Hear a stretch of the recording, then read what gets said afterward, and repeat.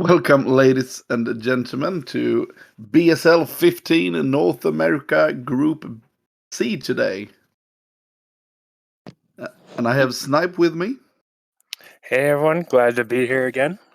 We got an exciting group here, right? We got a couple of very strong players in here, maybe a couple of wild cards, but I'm looking forward to this. 3 Protoss, 1 Zerg should be a fun group. What do you think?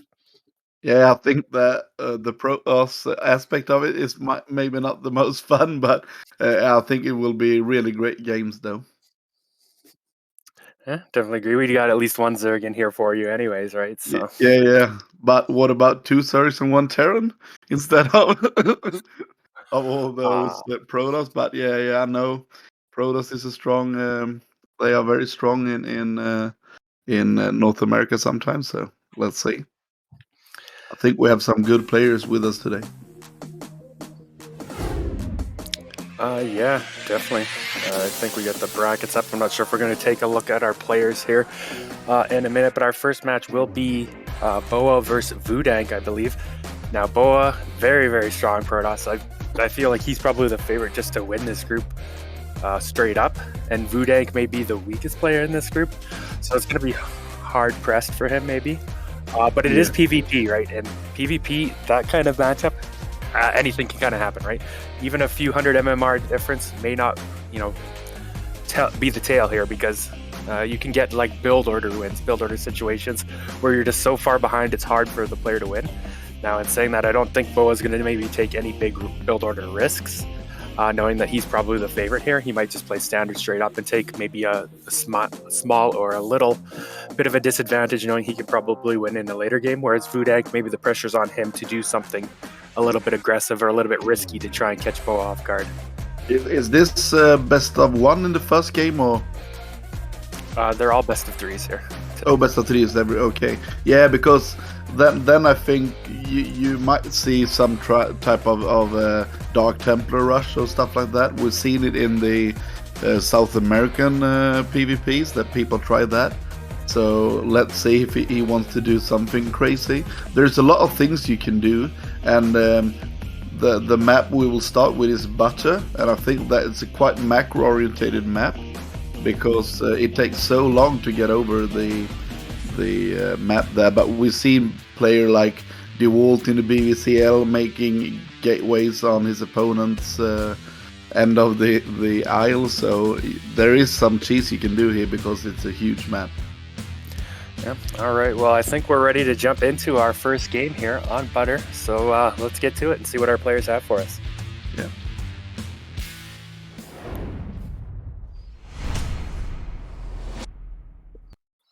Okay, ladies and gentlemen, we have, let's see here, in the top right-hand position, we have VooDaNK. All right. And in the bottom right, in the green, it is none other than BoA. So yeah, 2-player map. I mean, you can always try and do some tricky things too, like some proxies here, maybe proxy gate. I don't see anyone sending out a probe here right away, so it doesn't look like we're going to have at least a proxy gate to start things off.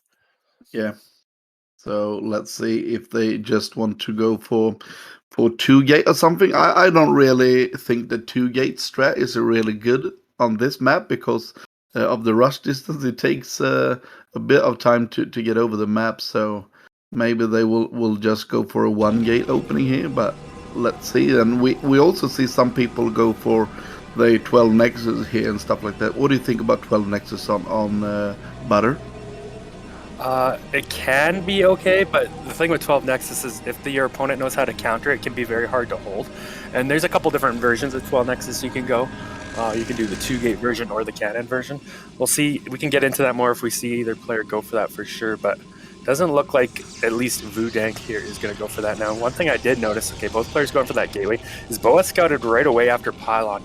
Normally you don't actually see this that often here in PvP, scouting this quickly. I think he's doing that just because he knows or feels like he's the stronger player and he doesn't want to get caught off guard by some kind of early proxy or maybe something like a 12 Nexus like you suggested. Yeah, and you saw that he's making gas quite quick here because I think maybe he's a bit afraid. Oh, that's a Mana Pylon. Really good fit there, but it's not really on the spot where it captures any probes, so that's good for DaNK anyway. Yeah, kind of an interesting placement there. Okay, he is going to get that second one in a better placement, at least capture one probe here. Now, I would definitely like to see VooDaNK at least make one Zealot here to kind of clear these out. You really want a Zealot. It adds a lot more DPS than Dragoons do. We're fighting with probes, so hopefully he'll make one of those at least. But look at all the pylons that have been thrown down here. Yeah, but the pylon over there is the blue pylon. Yeah. Yeah, so it's 2 mana pylons here. Yeah, definitely going to slow him down a little bit. Now, did he ever end up making that Zealot? He's got... Okay, it is on the way here. It's going to be a little bit of time, so definitely slowing him down. Of course, so you can't forget that this slowed BoA down a bit as well. Having to invest those 200 minerals in those pylons. Is it a good thing here? I'm not really a Protoss player, as you know. Is it a good thing to attack with the probes here, or how do you counter double mana pylon in the best way? So normally what you like to do is attack with the probes that are stuck. So this one probe that's stuck, it's good. I wouldn't necessarily attack with too many other probes. It looks like he's using maybe one comboed with the Zealot just to clear that out. So he can gain access to that mineral patch, because at the moment it looks like he can't even mine from that. So I don't mind it, especially if he doesn't have access to it to attack with a couple probes, but you don't want to attack with too many. You want to really keep that income going, get that Zealot out so you can kill these pylons as quickly as possible. Okay, this looks good anyway for him. Yeah, so we'll see where our players want to go from here. It does look like VooDaNK has banked up a bunch of gas. Normally, if you get pylon block like this, if you're not going to rush into your tech kind of thing, you might want to pull a probe or two to help mine to kind of counteract that extra mineral loss that you have here. So he is banking up a little bit of gas. We'll see if that comes back to bite him here, or where he wants to go with that extra gas. Who do you think that this benefited, these 2 pylons? Is this better for BoA? Right now, I would definitely say, yeah, BoA looks to be a slight advantage. I mean, you can see he's actually up a couple workers here, and just supply in general, but also his tech's a little bit ahead, and he doesn't have as much gas banked up. Like it's more streamlined. So I think overall it paid off for him more than it paid off for VooDaNK here. Yeah. Okay, so let's see what's going on here now. They are okay. We have range coming in from VooDaNK. Do we have range coming in from BoA, or do we have some other tech choices? I do believe he has range on the way as okay, well. but we have the second gateway, so it's 1 gate from VooDaNK as a start anyway. Let's see if we have the second gate, or will this be robotics straight away? Oh, it's a second gateway.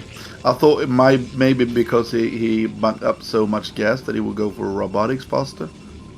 Yeah, I wondered that too, and I was almost kind of hoping that just because he had that extra gas, right? But it is going to be that second gate, so as you can see, just their builds are lined up. BoA's just a little bit ahead. He's got that second gate faster. His range was maybe started a couple seconds quicker, and he's got a couple extra units or workers, right? So overall, he is ahead slightly, but of course, VooDaNK can still fight back. We'll see what he plans to go for next, where the strategy goes. I imagine we'll see some robos coming out here, because we don't know for sure. And yeah, there's the robo. So, because he doesn't know what VooDaNK's going for. Maybe he's going for DT, and as we can see here, there is a Citadel, so he will be going for DT, but this robo is in plenty of time as long as BoA is going for observers here. Even observer after shuttle, he can still hold off against DT here. Yeah. Let's hope is something else, that he doesn't just go for pure DT. There is stuff you can do with the fast Citadel if you don't want to go for DTs, but let's see what he wants to do. But this is big engage in the middle here, and this is not really good for our blue Protoss player. Maybe he will lose a goon here. No, he didn't, but half of the health are gone with it. So, and now we actually have 2 more goons coming in here, and if he just snipes it, it's... Oh, this is very, very bad for VooDaNK here. Look at this. He's just targeting, killing 1, killing 2, and this is 3 against 1 here. Okay, we have 2 now, but very, very good damage done for BoA here. Yeah, I like this push out from him. He timed this so his range was done, and he was able to engage before range for VooDaNK was done. This really bought him a lot of extra free kind of hits here, and you can see how it's snowballing already, right? a little bit better control and that range advantage, and all of a sudden he's really pushing VooDaNK back here, doing a lot of damage and further cementing his lead. Yeah. Can you explain the move out that we saw from VooDaNK there? With it just moved out with 2 goons. I'm not really sure that I've seen it a lot happen, and this is almost what happens every time I look at it anyway. That people just move out with some goons and they got punished with it. Why do people do that? So one of the reasons they want to move out with some Dragoons or try and push forward is to test the range timing, or if your opponent has goon range yet or not compared to you.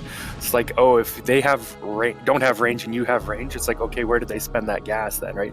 Are they going faster DT tech, stuff like that? If they do have range, you know they're not going, say, fast as DT as an example here, or maybe you can catch like a single Dragoon out or something. Normally though, you want to back out really quickly. Now here come the DTs, but the observers should be already done and on the way here for BoA. Oh, that was wonderful. Did you see that reaction? Yeah. He just saw the blur there and he reacted instantaneously. Very, very well played. And we have an observer that will catch them in the middle of the road, maybe. Yeah, and like this really puts VooDaNK on the back foot. You know, he spent all this extra money in tech that just got countered by BoA, and BoA already had the lead. You can see he's got his Nexus coming up here. He's going to be able to kill off these DTs before they get into his base or anything. Probably, okay.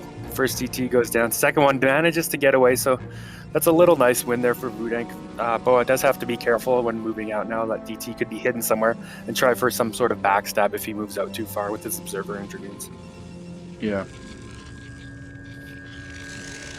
Okay, I think we are seeing some type of cannons coming in here from VooDaNK, and he will try to go for an expansion, but that will be a bunch of lost money, because we already have a Reaver out there that will outrange that. So I think he's in a really, really bad spot here, and I don't know how he can come back from this. I think what he needs to do is play defensive, go in for some Templars or something, but he's not really doing that. I'm not really sure what his plan is.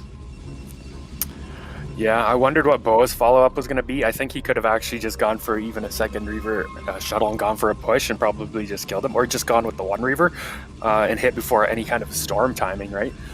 He doesn't necessarily know what's on VooDaNK's side, so I can understand him wanting to just tech up to his own Templars here. He's just going to get 1 or 2 Reavers, maybe go for some shuttle speed for harass later, because he's got to use the fact that he's got that robo here ahead, right? So you can see he's already building that shuttle, so I do expect we'll see him go for DT drop or some kind of shuttle Reaver harass here. Yeah, I think he's far ahead already here, so very, very good for BoA, and he's not in a hurry here. And okay, now we have the shuttle and we have some DTs as well, so that it can be a DT drop, it can be a Templar drop later, it can be whatever he wants to, so really, really good for him right now. Yeah, looks like loading up 2 Zealots, so he's probably going to put those 2 DTs in there, and ideally he's going to try and drop on top of a cannon that he could suspect to be there. Like, VooDaNK should have a cannon coming in his main mineral line by this point, but there isn't one. Now, he might see this shuttle coming. Okay, it does cross the path of the DT. We'll see if he reacts, but there's no way he's going to get a cannon or 2 up in time in his main base here. He's going to have to try and catch this with his Dragoons and push it back, but one DT gets out. What is he going to be able to do? This DT drop's going to wreck his main if he can't push the shuttle back. Yeah. Okay, there's 2 DTs and 2 Zealots. He can actually attack these 2 goons with that amount of units. Oh, will he kill the shuttle? Oh, Okay, will he lose DT, the shuttle? Yeah. Oh, that was insta GG. Oh yeah, because he lost it, but he lost the dropship there as well. Yeah, but once those DTs got out, he knew he couldn't defend his main base, right?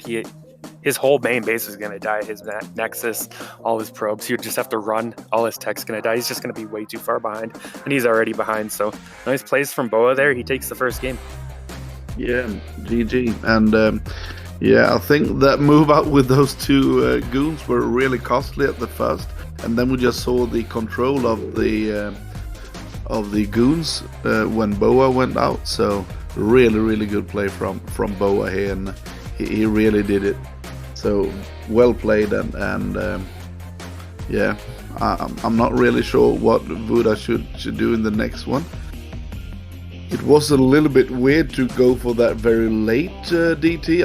I don't think the observers were even fast or something like that, and he catched it anyway. So yeah, honestly, I would like to see VooDaNK take some sort of a risk. Even though, yes, he's down a game, I would like to see him do something like a Nexus 3 gate where, you know, it instantly dies to DT, but you'll get an economic advantage against just about anything else, or just straight up 3 gate, no obs, just something really aggressive or really greedy, even 12 Nexus or something. Just, we'll see what map he picks here, but just want him to take some kind of a risk where he can get a little bit of an advantage on BoA, because I think in a straight up game, BoA is just going to take him down pretty much every time here. yeah, and I also like if you go for something like what you can do is you can go for 1 gate and robotics into Reaver quite directly and stuff like that. This felt like he didn't really decide what he wanted to do, and he got a bit thrown off, I must give him, because of the double manor pylon. So the start was a bit harsh for him as well. Yeah, definitely. Hopefully he can bring it back here in game 2 and give us a game 3, but we'll see. Not sure if we're about ready to go here or what the map pick is going to be for VooDaNK. Yeah. Looks like we got the stats back on screen here, and you can see the history of BoA, like quite impressive stats there in BSL. Okay, yeah. Neo Sylphid. There you go. Into the map. What do you think about that for a PvP map? Sorry, PvP map.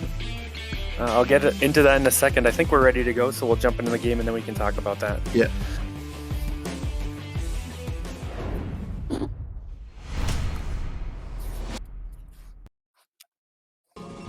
In the 12 o'clock position, we have the leader with 1-0 BoA. All right, and in the bottom right, in the purple, is VooDaNK. All right, so going back to what you said there, yeah. I don't mind this choice from him. It's a flat ground map, so that kind of rock, paper, scissors aspect plays a little bit more of a role than in a normal ramped map. Now we'll see what strategy he wants to go for. If he picks a map like this, I would be expecting him to do something a little more aggressive, like a faster 3-gate type of build, where you can get a contain or maybe just overwhelm his opponent. Isn't a 2-gate quite good here? Or I was gonna say, or you can do 2-gate. Now it doesn't have to be 2-gate Zealot. You can go 2-gate Dragoon too, and put on that early pressure to go for an early contain.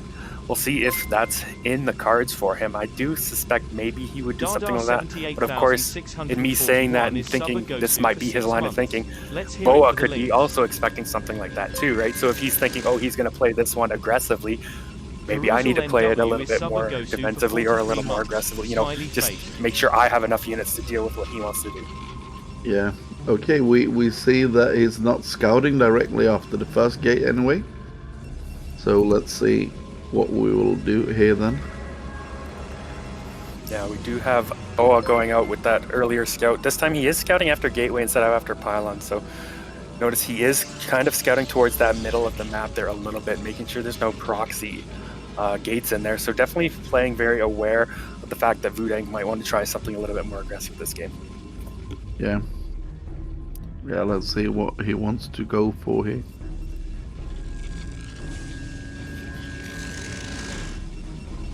Alright, he will get in here and confirm that a gas has been taken at least, so he'll be happy about that. No, there's not 2-gate Zealot pressure coming his way.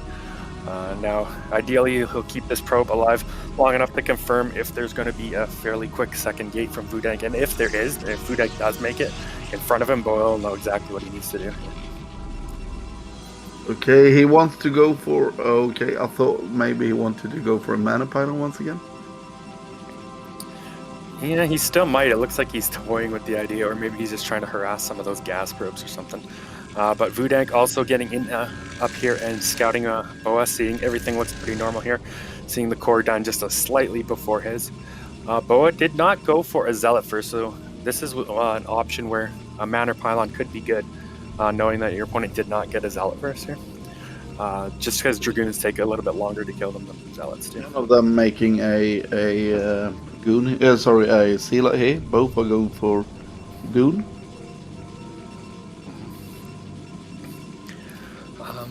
Yeah, definitely fine to play this way as well. It is a bit of a risk, like I said, because of the mana pylon, but it doesn't look like either player wants to go for that this game. It's just going to kind of respect each other here. And yeah, second gate, 1021 gate from BoA, so this is what I wondered maybe if VooDaNK would do in choosing this map, so I'm not surprised to see BoA do it. And it does look like, yeah, VooDaNK also added that second gate, so both players, once again here, going for a mirrored build situation. Yeah, so let's see if what the next one is. This is the tech choice, and we see that what you wanted to see, the third being made here. So he's going for some aggression here, and it's not scouted, so that's really good for him. And, yeah, I was just gonna say, not surprised to see that at all, right? Like, I kind of called that. I was like, well, the fact that he picked this map kind of makes me think he wants to do something more aggressive, like 3-gate no odds, and sure enough, that's exactly what he's going for here. Now, BoA did go for that fairly quick second gate, so he could potentially still hold this as long as he stays behind his ramp here and buys enough time for Reavers to get out. As if he goes out and gets caught, like we saw VooDaNK last game, he can easily get overrun by the superior production here from VooDaNK. Okay, he's let's see, he's moving out a little bit. Okay, yeah, he's just staying outside his net, so no problem whatsoever in the start of it. But let's see when he wants to go for this then, and how long he wants to wait. If you wait too long, the Reaver might come, and if you go too early, you don't have a critical mass. So this is very delicate.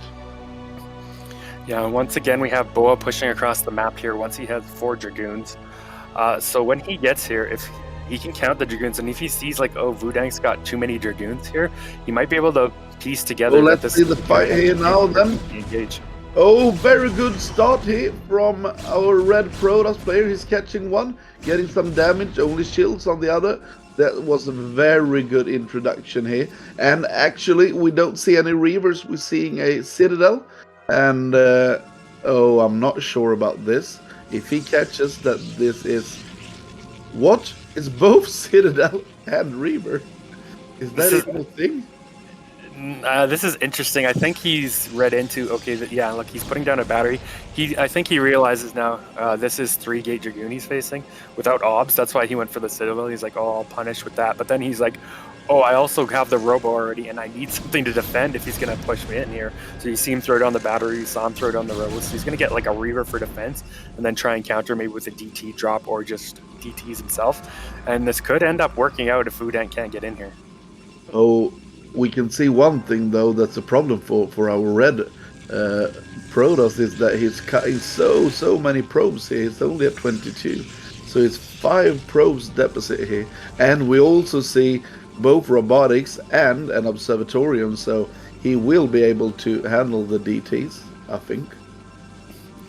Yeah, as long as he doesn't like move his observer across and get caught off guard by DTs dropping into his base or something. We do have that first Reaver in production here, so if VooDaNK wants to try and push in, he's going to have to go soon. If that Reaver gets out and gets in some shots off, it's going to be so much harder for him to break. Either that or he just holds this contain here, waits for Reavers or goes into an expansion himself. But like we said, this DT follow-up isn't the most common, so it could definitely catch him off guard here. Oh, one shot, one scarab hits. Oh, if he goes out too long, he might be able to catch it. Oh, that was a blip. Yeah, there's like no way you're expecting DTs this quickly coming up from BoA. You're like, okay, he got his Reaver, he's going to be defending, right? You're not expecting DTs to be coming in here very shortly. Especially after you see a Reaver. Yeah, exactly, right? Now, he does have an Observer in production, so that Observer should actually be out in time, especially if he sees those DTs coming across the map. Does he see the blip? We'll see here. DTs should be popping out here any second. Yeah, I think maybe one thing that is a little bit good for BoA is that because of that Reaver taking them so far back, maybe the glitch won't be seen as easily. Oh, did he see it? I don't know. They just kind of snuck that. Oh, but he did dab on that Reaver, which is a nice pick off. Oh, and the second Reaver comes up. Now, is the Observer done here for VooDaNK? It should be just popping out. Yeah, it's already done. And it is sitting there. There is a Reaver there, so. Oh, let's see here. Will he? Oh, he's expecting a drop. He's misreading this, but really good Scarab hit. Oh, he kills the first one. and now he knows about it, and he's got four goons to just kill the DT. It's a very unfortunate for BoA here. Yeah, quick pull. I like the. And he's dead. Yeah, I like the attempt there from BoA. I don't often see that, but VooDaNK was on top of it, right? He was ready to defend it, and he defended it. Now, looks like BoA, a couple of Zealots, lead with the Zealots, come in with the Dragoons and Reaver, time to push out here so he can take his natural, because if he lets VooDaNK stay out here... Oh, man. I was going to say, if he lets VooDaNK stay out here too long and get his expansion up, he's going to fall behind, but then all of a sudden that happens. You take a big Scarab hit. That's not what you want to see as VooDaNK. Okay, but now he really needs to play defensive. He has really the time because he's already on an expansion. He has 3 gates up. He has Reaver Tech.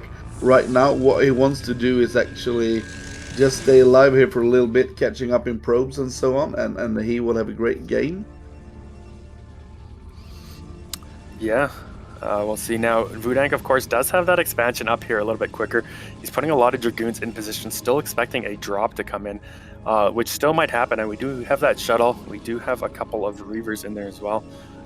Now, Observer is going to fly in, be able to scout everything that's going on here. So VooDaNK's got to feel more comfortable in this game than he did in that last game, at least in this position, despite being down a couple of probes here still. Okay, is there a gateway there? Oh, how is that placement of the gateway from BoA? That's a little bit different than what you used to see. They used to have it very neat here, and now they are all over the place here, the gateways from BoA.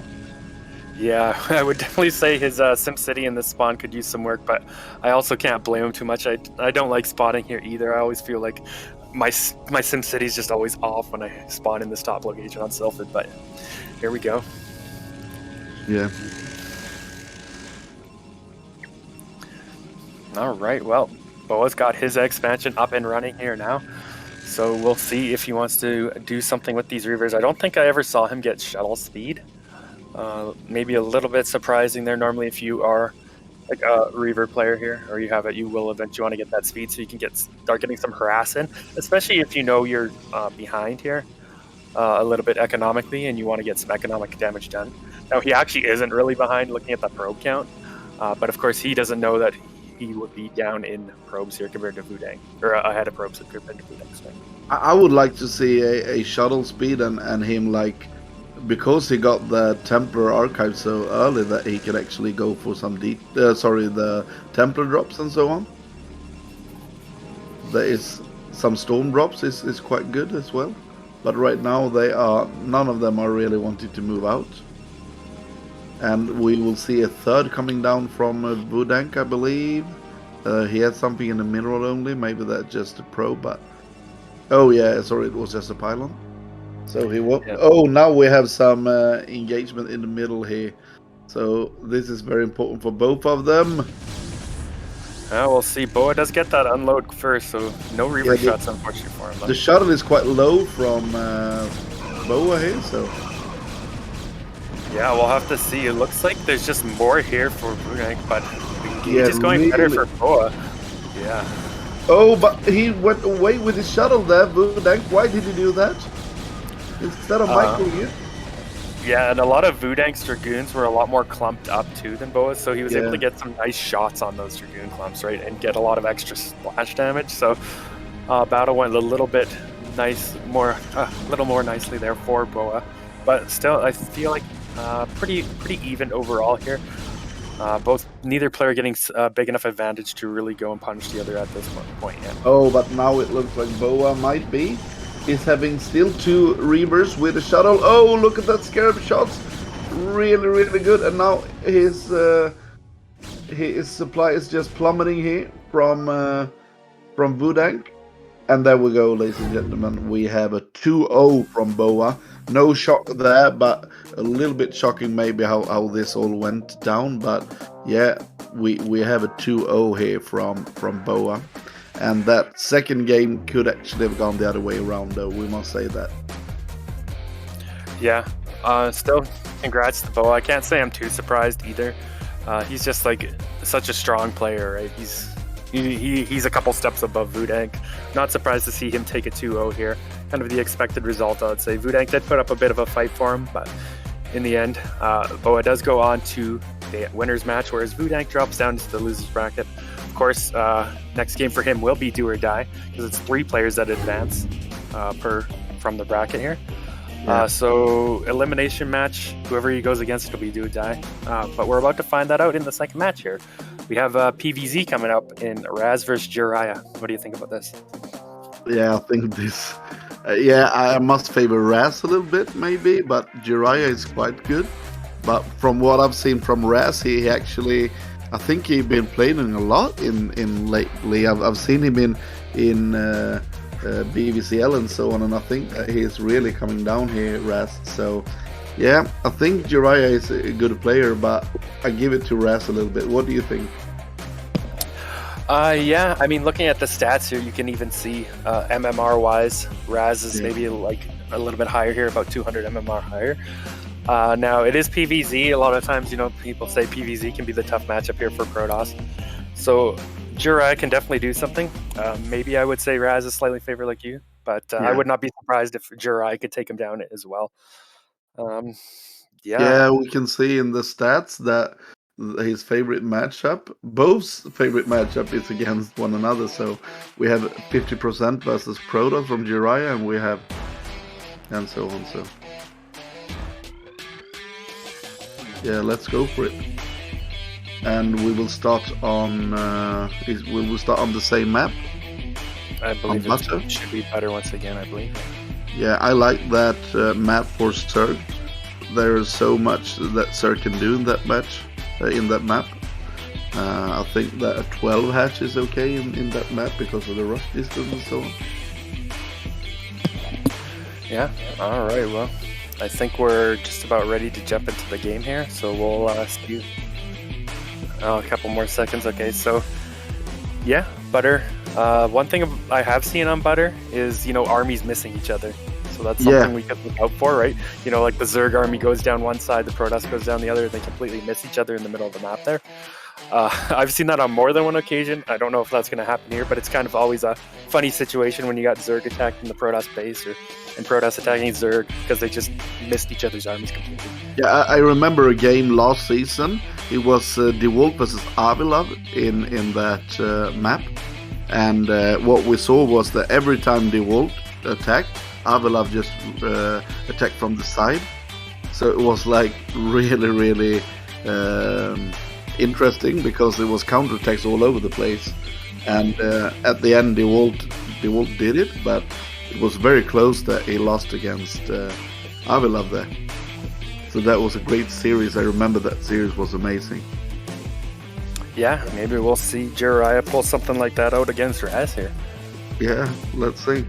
But unfortunately, Avi lost there. So, okay, now I think we are getting into the next game here. So, and we see CVP is actually a little bit behind in this map, but it's only 22 games, and we know that we have players like DeWalt playing this, so the stats might not be accurate here. Yeah, all right. Well, we're ready to jump into our next series here, so let's do it.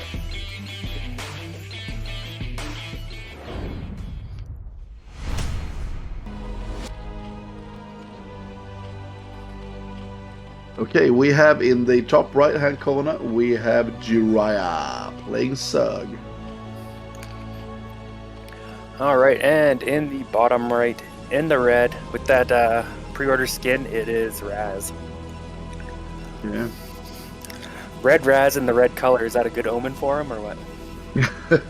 Yeah, it might be. So let's see what will happen here now for red. And as I said, I just think that Razz has been playing so much better this season than I've seen him for a bit. I think he is maybe he's just more active now than what we've seen him. But we could say the same with JIRAIYAA. I think that he's also been training a bit. So yeah. All right. Well, Razz sending out his first probe across the map, so this does make me think that he's probably going to go for a forge opening here, unless of course he scouts something like 12 hatch and decides to just go Nexus first. Definitely a possibility here. It does seem like JIRAIYAA could be going for that. We'll see if he throws down that pool for an overpool here. He has not thrown it down yet. Okay, there it goes. So it will be overpool coming up from him. Yeah, that's quite lucky there. So I really think that it's good for him when he sees the probe coming in this early, because if you want to go for a 12 hatch and you are forced to making a 12 pool, you are not really happy with it. So yeah, Protoss definitely a good situation when they can do that. Not so good for Zerg, right? But in this case, we do have that overpool, so Razz is going to know what's going on. Just going to scout around. Maybe he can slow down that hatchery. It should be coming down here right away. Come down just slightly after 2 here. Okay, he didn't even hinder it. Block it. Yeah. Yeah, I thought he might be trying to block it, but he didn't, so we're just letting him happen. And he's getting the quite early Nexus. Let's see, will he go for cannon before gateway? He actually went 12 Nexus here even, so slightly quicker than you might normally see versus overpool. Yeah. 12 Nexus, 12 cannon. Yeah. He's cutting a bunch of probes actually to get all this up. I'm not really sure is that a thing? Normally against overpool, you'll often see Protoss go for 13 Nexus, 13 cannon. So there is probe cuts for that. They can also go 14 Nexus, or 14 cannon, 15 Nexus, sorry. That's something I never understand about Protoss players, that they really like to cut probes so much. For me, it's like when you play Terran or Protoss, you non-stop making workers, but yeah, I don't know all the gist about it because I'm a Zerg, so. Yeah, well, the Protoss is trying to cut as many corners and skirt as many lines as possible, just to kind of keep pace with Zerg. I don't know, because it's such a hard matchup on the Protoss side. They're like, we need to get away with as much as possible, or with as little as possible, you know, kind of thing. So any optimization you can get away with, you're going to take, right? But yeah. So Razz just going to keep scouting around here, around the main base, see what he can see. He wants to, you know, see where's that initial gas going to go for. Is it going to go for that lair most likely? Now, if that probe does get chased away, like it looks like it has, there is the option that JIRAIYAA goes and throws down an early Hydra Dust Den here and puts on that early 3-hatch Hydra type pressure. He does have Lings, looks like blocking, so can that probe get back in, or will he be able to keep it out? Looks like he's going to keep it out for now. Oh, this, I must say, I'm very impressed here by Razz's probe control. It's really good, actually. He's not even getting like big hits. He took some damage while trying to get in, but you can see that no health has been on the probe here, so really good. Yeah, and we do see on the Zerg side, JIRAIYAA has thrown down that Hydra Den. Yeah. Always a risk when you go out of the main base here as Protoss and you can't get back in, right? So now the question is Razz going to be ready for it? Yeah, I don't really like to go for the Hydra on this map because the rush distance is too big, I believe. Yeah, well, we'll see if it works out. I mean, if it catches Protoss off guard, it doesn't matter how long the rush distance is, right? But now he does lose that probe in general. Now, I did see a Zealot go out on the map. There's a chance the Zealot does see something, you know, see a Hydra hatching or something at another base. Is that a normal build, normal wall that we see from Protoss? Doesn't usually you want the gap in the middle here? I'm not sure. But usually I've seen it one to the right, but maybe this is totally fine, I'm not sure. Well, it looks like where it's placed, you can't even actually place the gateway over one more. I think that's unbuildable beside it. Oh, so you might be right. Unless you're further back, you put it further back, like, and then you're really close to the Nexus and not a lot of room for cannon. So I think they're just kind of forced that maybe on this map. Yeah, I haven't played enough of it to test it out myself. But okay, now we will see the Hydra here. So now we see the Hydra. Yeah, and that's exactly why he sent these Zealots across too, right? Yeah. To try and get some additional scouting information. This should give him enough time to get a few more cannons up and defend, hopefully. He should be like instantly throwing down some cannons and buying as much time as possible here. We'll see. Yeah, it looks like he's thrown down probably 4 cannons total, and that's kind of what the starting number you want to go for here. Now that he has his Corsair out, he's going to try and pick off this Overlord. And then he really, really wants to scout, okay, how many Hydralisk Zerg's building if he can. Like, is he going to commit to a heavy attack, or is he going to go back to droning, right? That'll tell him how many cannon kind of he needs to make here to pull this off. Yeah, this is like a really fine line. If you over make cannons, you might die, and if you and if you undermake them, you die. So it's a really delicate thing here. But we actually see him starting to drone quite heavily now. So it's 6 cannons, or maybe even 7, unless one of them's another pylon. Now, this can be a little bit delicate on the Zerg side too, in the sense that if you overmake Hydras go in and there's too many cannons, or you overcommit, then all of a sudden you're in trouble. But I would say it's still a little bit harder on the Protoss side, just because Zerg isn't forced to attack, right? They can just kind of contain, pick off your buildings like we see the Zerg doing here, and transition from there. Yeah, and now we see just heavy droning, but it's not picking off the forge there, so the +1 will be made, and that's actually a huge thing if you can't pick that forge off. But it looks like it really don't got the angle there, but I think there is an angle, right? Yeah, now he's trying to find it.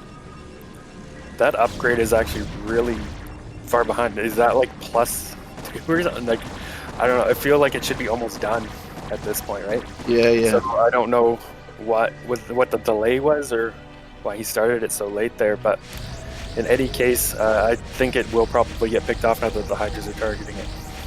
We can actually see Razz being down in supply here. Oh, sorry, it's the same, but it's not really what you want. Yeah, so not the best here for Razz, right? Now he's still heading a couple of workers here. Supplies do kind of even up when Zerg's, powering up here. So Razz can still definitely fight back. I mean, he's already got a Robo out. That's quite quick. So maybe he's planning on going for like a DT drop or something follow up, which can be good because, since Zerg went for such a late layer, they're not going to have Overlord speed. If you can kill off all the Overlords or just do like a DT drop in the main, what can Zerg do about that, right? Yeah, of course. Oh, he's making... That is not the best, though. Oh, let's see if this could actually change the game here. That DT drop. Yeah, and that's exactly what he's going for here. Now, that one Hydra in that mineral line is actually kind of somewhat intentional here from JIRAIYAA. That's going to potentially alert him if Razz doesn't watch that DT. That DT is going to auto-attack that Hydra, right? And then that's going to alert JIRAIYAA. He's already sending an Overlord back, too. Look at this, realizing this is a very realistic possibility here. We'll see if... Oh, Overlord hatching just in time. That was in the nick of time. Yeah, perfectly timed Overlord, wow. Yeah, that could have been so bad for him, and now he's just picking that DT off, killing it right away, and that drop is just doing nothing. And he made the 2 extra cannon there with could have been gateways. Now he's so far behind. I really think that Razz right now, because that drop like killed 1 drone or something, now he's far behind here. Yeah, we'll see if he can get something done. Lurker upgrade just about finished here as well. So if Razz can't push back this army a little bit, get out in front of his base, he's going to get Lurker contained here shortly. It does look like JIRAIYAA is going to back out for now and take his 4th base, but what's the upgrade situation for our Zerg player? He has 1 chamber, right? So okay, no +1 is being made, and we saw that the upgrade from Protoss were very late, so I think that is okay for him. Yeah, we'll see a couple of Hydras coming back. Now Razz is out on the map here a little bit, so that should buy him at least a bit of space. He's forcing a little bit away here, so... And we see a 4th being taken as well, very good for JIRAIYAA, and that's something that's so important, that when you're ahead you need to do either damage or get some economic advantage with it, not just be ahead. Okay, now we see a drop at the same time as we see him moving out here, so let's see if that storm drop how much damage it will do here.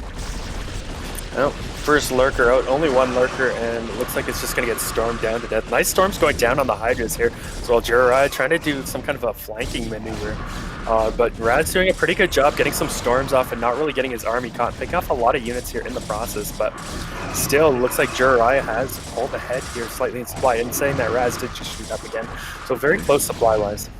And where is that dropship that was out from Protoss? Now it's coming in. and doing the storm drop. So we have a lot of fighting going on, and in the nick of time, Razz is just dropping. Oh, it's getting them. Wow. Oh, that Nice was a drop bit of a there. mistake to gather them before he went away with them. Yeah, just should have probably just retreated those. So it's maybe taking a few extra drone losses that he could or shouldn't have otherwise. Yeah, Still I think he's that in a was like fine 9. position. Okay, one more drop coming in. It's a DT drop once again. And this time we don't have any units there. So this could go so much damage. Oh no, are you kidding me? Did you see that? Sorry, what was that? I missed it. Oh, sorry. I watching the... Oh, it's my bad. I watch... Yeah, sorry. I watched the... Okay. I was like... The Yeah. actual stream. I was like, what is he talking? I don't. I'm an idiot sometimes. I just watched the Twitch channel. Sorry. So I thought he was doing another drop, and then I saw, oh, it's just exactly the same thing. And then I just realized that I was watching the wrong screen. Sorry. Oh, it's all good. All Yeah, good. yeah. Okay, yeah. so let's see what we have. We have a big fight in the middle of the map here. Looking quite alright for our Zerg player. Yeah, a couple of storms going down here, lots of Dragoons. But the trades overall still, I mean, Protoss is going to get his army reset. Even if he kills the rest here, he lost most of his army, which is never really a good look from the Protoss side here.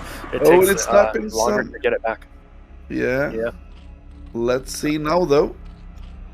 You want to trade army as a Zerg against Protoss here, so... Yeah, you're happy with that, Zerg, if you can whittle down most of the Protoss army. And now we have another group of Hydras coming in, and there's not really any storms here. So more Oh, Protoss are he's gonna fall. making knock-on instead of more storms here, so... Now we see 0 Templars. Yeah, but more Zealots streaming in here as well, getting on top of some of these Hydras. It's like Razz is winning a fight on the left, and JIRAIYA is winning, or on the right, and JIRAIYA on the left here. Kind of a lot of fighting going off back and forth in this little middle ground area at the moment, but eventually it looks like Razz will kind of turn back and start to regroup some army. He really wants to get a couple more Templars in there before he engages again. Yeah, and I think that what JIRAIYA needs to do now is either take a 5th base or deny that 4th. You don't want to have them at the same number here on bases. And right now he's losing some overlords, getting supply blocked. Zero, can you show us the upgrade situation for a quickie here? Okay, we have 1-1 from 1-1 and 2-0 here, so quite good for JIRAIYA. Okay, now we have the lurkers out, and look at the army here from Protoss. The storms are now gone, no storms left in the army here, and he's just killing a bunch of units, but he's trying to get out of there. And we have a flank with 3 Hydras only, so it didn't do that much. Yeah, I thought maybe he might target the High Templar there, but no. Flanking army coming in, still a good group of Hydras here. The fighting's kind of been back and forth non-stop, but slowly JIRAIYA has been moving more and more on Razz's side of the map, and that just goes to show like how he can replace his army a little bit quicker. And he finds this 4th base, he's going to start attacking it, but only with a small group of Hydras here. So maybe Razz can get in here and save it and force a bad trade out of Zerg. Yeah, and one problem though is that all those lurkers are on the top high ground, so they can't really engage here. And you wanted to have them on the, like, between the 2 high grounds here to be able to catch. But what he can do now, actually, if he wants to go down, he can hold the army inside, but he didn't. He had an opportunity there to just go down and try to get him inside the 4th then. Yeah, another nice storm. Hydra's moving forward, trying to get some pickoffs here. Supply-wise, this is looking really good for Zerg, right? Like, pretty much even supplies. It just feels like JIRAIYA's been macroing well. He's been playing well and slowly pushing Razz back onto his side of the map. Now, if Razz can secure this 4th base, he can still fight on for quite a while. But this is, if the battling and fighting is more on the Protoss side, he's definitely going to start feeling the pressure. Like, Protoss really wants to be on the map and stop Zerg from growing. If the battle's on his side, it's going to be hard for him to stop Zerg from taking more bases. I would so much like to see some links with this. not this just pure lair tech. Do we have a hive? Okay, we don't have a hive, but I would still like to see a couple of links. Oh, that shuttle is just dying. Yeah, I don't think there was anything in there, but still, free little pick off. Always nice there for Zerg. Yeah, just donating a shuttle like that. All right, well, we got a bit of a contain there on that high ground from JIRAIYAA. Of course, there's a few different paths that Protoss can take, but the way this is set up, if he does move out of position somewhere else, those lurkers could come down and kind of cut him off from his 4th base. But as we say, the big group of Hydras coming in. I really don't like this attack. Yeah, I don't know about this either. It does feel like he's going to be throwing away a lot. Oh, a lot of Hydras for nothing. Yeah, look at the supply just plummeting for Zerg here. That was an unfortunate attack with pure Hydra here.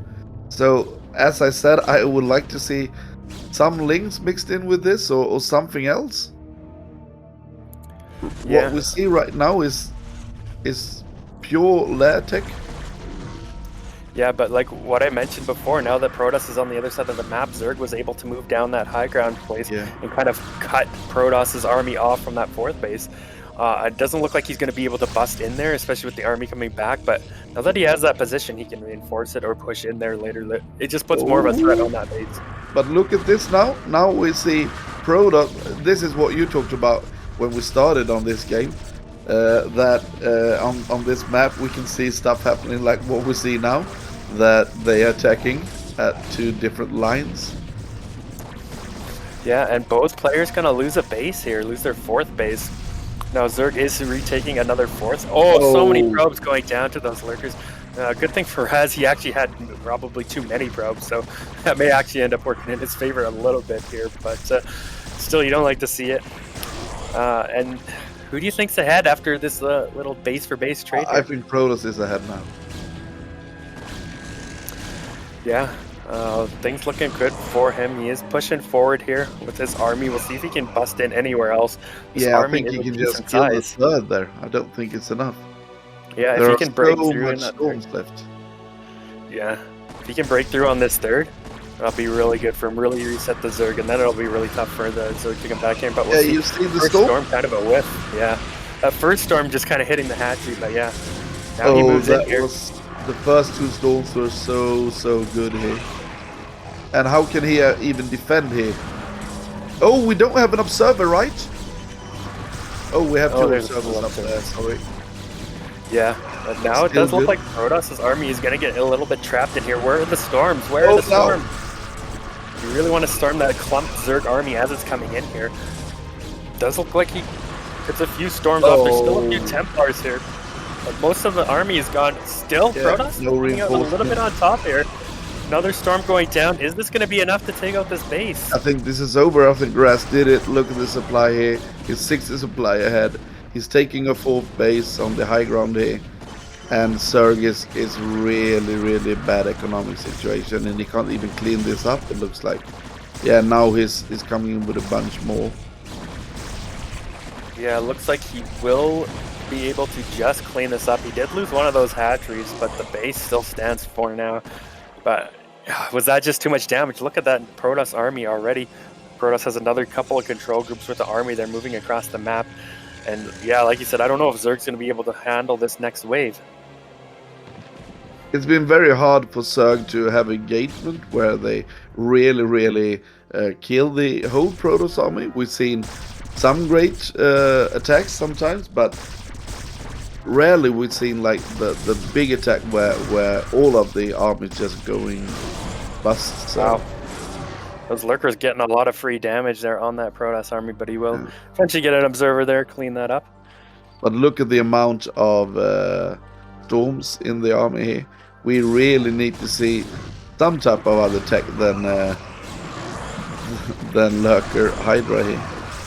And we see him still doing it. Just Lurker Hydra, Lurker Hydra, Lurker Hydra. Yeah, well, look at the supply difference here now. Protoss about twice the supply of Zerg. Continuing to push forward. Good group of Dragoons here. A couple of Zealots. A couple of Templars also in the back. JIRAIYAA trying to pick off some of these observers. Maybe to buy himself some time with some lurkers back at home. But I don't know if he's going to be able to kill off this army one more time. It feels like it's inevitable that this army's going to run across the map and run him over. Yeah, I don't think that he can do anything, and now we will see some storm drops coming in as well. Yeah, and that's just going to be kind of a nail in the coffin at this point. Zerg can fight and hold on with a low amount of supply here, but this is quite a difference. I mean, 60 supply up for Protoss. He's pushing towards that third base here once again. And it's just mostly Hydras, right? There's not really any Lurkers, Sunkens. Maybe if he had some good SimCity, some Lurkers, Sunken Spore kind of defense set up here, I would, say maybe he can hold on. But how can you hold on against this army? But you have look at the storms! Oh my God, so many drones. That was so many kills. That was like GG. Wow, yeah. GG. That was a GG moment. That storm was amazing. Just sealed the deal. Very nice game. It did look a little bit back and forth. I was a bit worried for Razz there for a bit, but in the end, he did take it down and takes the 1-0 lead in the series. Nice game. Yeah, very, very good here. I really like to see that. That was amazing, actually. Yeah, very, very good play. Yeah, all right. So what kind of map would you pick if you were Zerg here now? You're down 0-1. What do you think? I really like, maybe I'm wrong here, but I really like to go for Gladiator. What do you think about that? Yeah, I think it's a pretty good choice. Any particular reason you would pick Gladiator? Yeah, I think that because of all the high grounds and stuff, you can do a great job with his play with the Hydra Lurker, because you have so many ramps that you can use in the middle, so you can go from a lot of high grounds and stuff like that. So that is one reason I really enjoy that style of play. Yeah, we'll definitely see if that's what he wants to go for here. Yeah. Definitely option. I think it's fine for both sides too. Protoss probably won't mind it too much either, but it can be difficult. Just getting another look here at the bracket, showing us that BoA indeed took out VooDaNK there 2-0 in our first match, and Razz is up here 1-0 against JIRAIYAA, showing us the stats here once again. Yeah, Razz maybe a little bit ahead, but JIRAIYAA looked not too bad. I mean, it did look like he had his opportunities to win that game. So he started very well, if you can see that. So the start was really good. Yeah, but then he just plummeted a little bit. I don't think that he got so much economic damage there. Yeah, well, looks like the map will be Gladiator here. I think we're about ready to jump in. You can see. Yeah, I think his playstyle is really good with this map. So yeah, he seems to be on the same wavelength as you. Let's see if he can pull out the win here and jump into our next match. Okay, let's go for it, ladies and gentlemen. We have the red player Razz, and we have the blue player in the top right corner, the blue player JIRAIYAA. Yeah, so at the start, I don't know if you noticed, but it was slightly Zerg favored on this map, maybe something like it was at 53%. So maybe not a bad choice here, and he is going to get that little bit luck of the draw here, sending his Overlord in the correct direction to scout Razz here right away. So that's a nice little win for him here in the early game.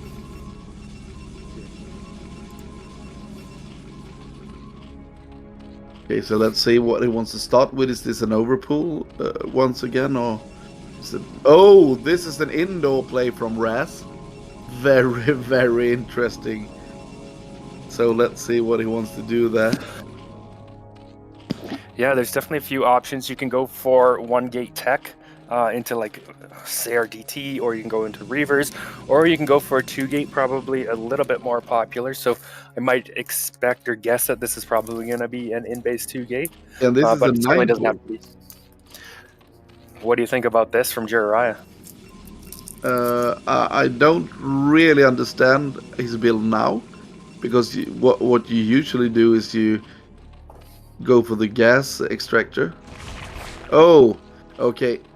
Actually, I will be a bit critical now, because if you go for the gas trick before you go for the Overlord, that will pin out so much better than what this is. you will have the drone earlier, and you will still be able to make 6 lings while the overload hits. So I don't really know why you do it in the other way that he did it. It's not a big thing, but it's just people stuff like that annoys me a little bit, because it's not why won't you do just the effective way when there's 2 ways to do it? Yeah, sure. Sorry. We'll see here. We'll see. It is 2 gate coming out from Razz, so he's going to have plenty of zealots to kind of help deal with this. But we'll see if he starts sending the zealot out on the map, gets that first one kind of surrounded and caught. He could be in a little bit of trouble here, a little bit dicey. First Overlord does fly in and knows exactly where he is. It does see that he is up against 2 gate here. Is the Overlord? The Overlord is not in there, right? The Overlord is in the base. Yeah, sorry, it is. Oh, so and what the is lings it are going doing? around the zealot. Oh, this. Okay, this could kind of get crazy kind of quick here. Is he on it? Oh, I'm a bit. Oh, he's not moving in. Oh, this is so smart. But can he hold against 3 zealots with? Maybe he needs to make a sunken, I believe. Well, those lings may be taking a little bit too long to go for this backstab. It's giving the time for 2 more zealots to pop out. Oh, that's really. This will be hard. And now he's moving back with them. Well, we're about to have 3 zealots and a probe on one side of the map and 2 zealots on the other. And can JIRAIYAA pick one of these up? One of those zealots is extremely low here, but it this is so Razz is going to be able to. Yeah, is going to be able to like win or hold off the fight here on both sides, but it is going to come down a little bit to control here. And buying some time, it looks like the lings are going to go down, so Razz can start reinforcing the front of with this army here if he wants as well. Yeah, I think he should not let them. Oh, now they leave here. He could have picked off the hurt one and then just kill the other one, because right now I think Razz is in so great of a deal here now. Oh, this is really good for him now. And we can see Zerg still in here on 9 drones, just now adding that 10th. Have been forced to make that sunken back there as well. And now Razz is actually pushing out here again with another group of zealots, just trying to force as many defensive lings, sunkens, anything he can. Just force JIRAIYAA to spend on anything but drones, right? Hurt his economy as much as possible with these zealots. Yeah. Now okay, let's see if he moves in here. There is a sunken, but it's... Oh, the sunken doesn't even hit! Oh, that is not the best placement of that sunken. And look now, because of the reversed ramp, everything going to shit here. Yeah, a couple of zealots on top of the ramp holding the choke. Oh, let's see. On top here, but will there be enough? A bunch of lings coming in here, and it does look like he's going to have enough. Is that sunken even going to go down? 7 health. Wow. And you got to feel like that was a bit of a mistake from Razz. He just threw away his whole army there for not a lot, right? He didn't get much done. Will he lose that overload? And we have 2 zealots backstabbing. And we have some lings coming in here. Okay, now we see JIRAIYAA coming in here with a bunch of them. Will they just kill that cannon? Yes, the cannon is dead. Let's see what the next thing is. Okay, he's just moving down, moving past the sunken, and that is because the sunken is so weirdly placed. You can just go by it with no further ado here. Yeah, kind of action going on both sides. That zealot probe kind of going to town here, forcing a pull. That's going to be nice, forcing a lot of lost mining time there, if nothing else. Meanwhile, it does look like Razz is able to stabilize back at his own base here, getting a couple of cannons up and start mining from his natural. So, all things considered, maybe Razz is in an okay position. But look at this, Spire already thrown down here for JIRAIYAA. Does Razz really have an answer to this yet? Oh, he can't lose probes. Sorry, drones. Oh, very... Okay, 1 drone going down. But why doesn't he use the lings? Oh, now he's using the lings. But that was a bit late. Yeah, I don't know if Razz ever saw that Spire, so we'll see. There is a Stargate on the way, but I feel like he's only going to have, what, like 1 Corsair by the time Mutos come across. Now, JIRAIYAA has had his economy interrupted here, so he might not be able to afford a lot of Mutas, but will it be enough? Will Razz be able to defend this? He doesn't have any cannons coming up either. 3 steelers coming in. So. Will he be able to hold once again here? This might be clutch. Now he's going to see the Spire too, right? Oh, look at this. He's using some drones. Pulling. Oh, one dead. His control is quite good now. Oh, that was amazing actually with the drone there. Oh, one more, but 2 getting in. So that is not... Oh, I really like how his drone microing here. Yeah, but at the same time, this is buying Razz a lot of time. He needs to kind of get himself ready for the incoming mutas, right? He saw that Spire just before it's finished, so he's going to have cannons back at home, and he's going to have his Corsairs building. These mutas are going to stay and hit these Zealots, right? So I feel like Razz is going to be fine, and now I feel like Razz is just going to be in such a great position, right? Yeah, and he can actually go for double star if he wants to and stuff. Yeah, even more Zealots streaming in here, just trying to get as much damage done as he can, buy himself some time, force more lings, force more drones not to be made, and he's gonna get a couple of kills. His drone micro has been amazing though still, but now he's starting to lose drones. Okay. Pulling them, not losing so many drones right now. Let's see, will he lose one more? Yeah, one more, and he's at 17 drones, and the third is not really up. And yeah, now I believe that it's GG here. He can't really recover from all this. Yeah, this game has been kind of crazy back and forth. It looked like Protoss had it, then Zerg kind of came ahead, and then Protoss, and Zerg. Now I'm saying Protoss again. And yeah, it's in a spot where what can JIRAIYAA do, right? He's only on these 2 bases, third coming up. Razz already has a bunch of Corsairs on the way. He's got cannons ready. It does feel like Razz has come out on top after all of that and is in a lead. And actually JIRAIYAA killing his own sunken here, just so he can get a little bit more efficient mining now that he's got the drones to do so. Yeah. It was a weird placement though, because it was so easy to get through it, but then in the end he really used it to his advantage there. Pulling drones all the time. Yeah, well, we'll see a couple of mutas fly in, but of course Razz has more than enough Corsairs to send those back now. Yeah, this is kind of...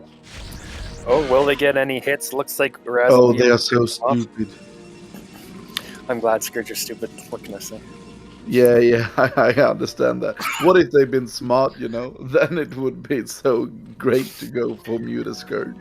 But they are the most stupid unit ever made. Thankfully. I don't know, Dragoons are pretty dumb too. Yeah, I heard. But yeah, they are just big, you know? Scourge are like small, nasty little units. They should be good. They should be smart. Blind though. They got like no vision whatsoever. Yeah, but anyway, we do have Corsairs flying on. Scourge just kind of flying around, following those outs, keeping a track of them.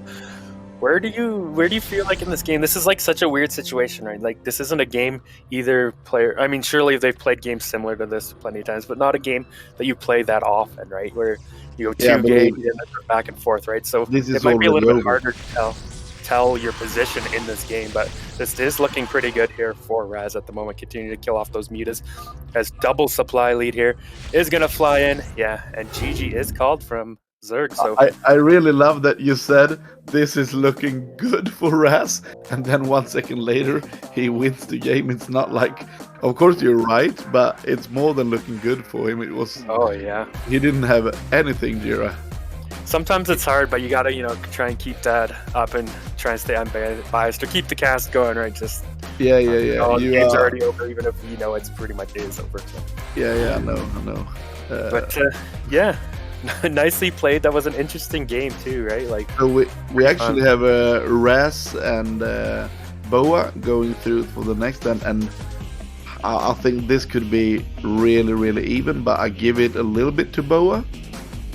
He's more experienced and so on, but yeah, I think Razz did a great job here. And then we have VooDaNK versus JIRAIYAA, and that's really hard to say anything about that because from the first game that we saw against BoA. It's so much different because I don't think he just played the skill of BoA, he played the ghost of BoA, if you can see the point.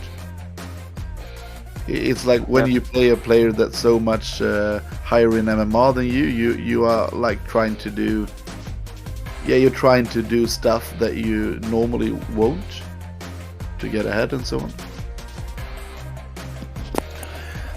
Yeah. Now, I kind of agree. I do think BoA is the stronger player here. Nothing against Razz. He's a great player at all. BoA's just at another level, so I do favor him. But of course, this is PvP again, right?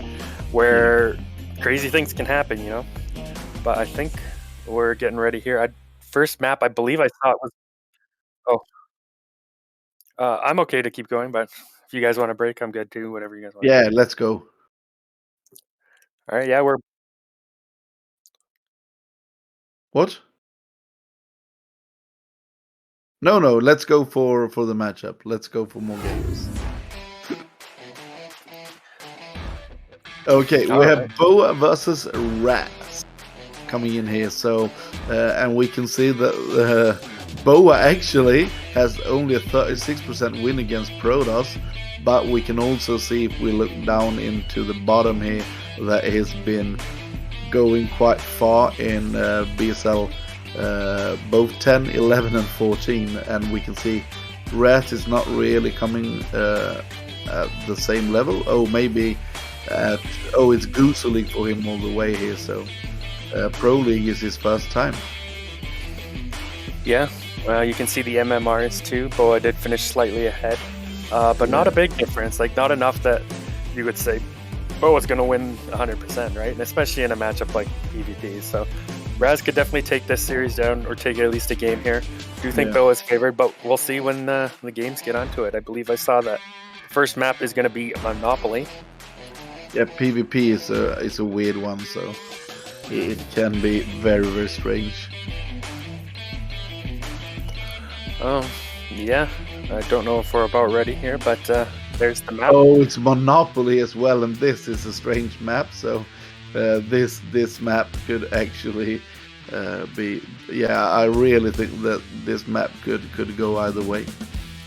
All right, well, let's jump into our winners match here. Winner, of course, will move on to the winners bracket in first place here.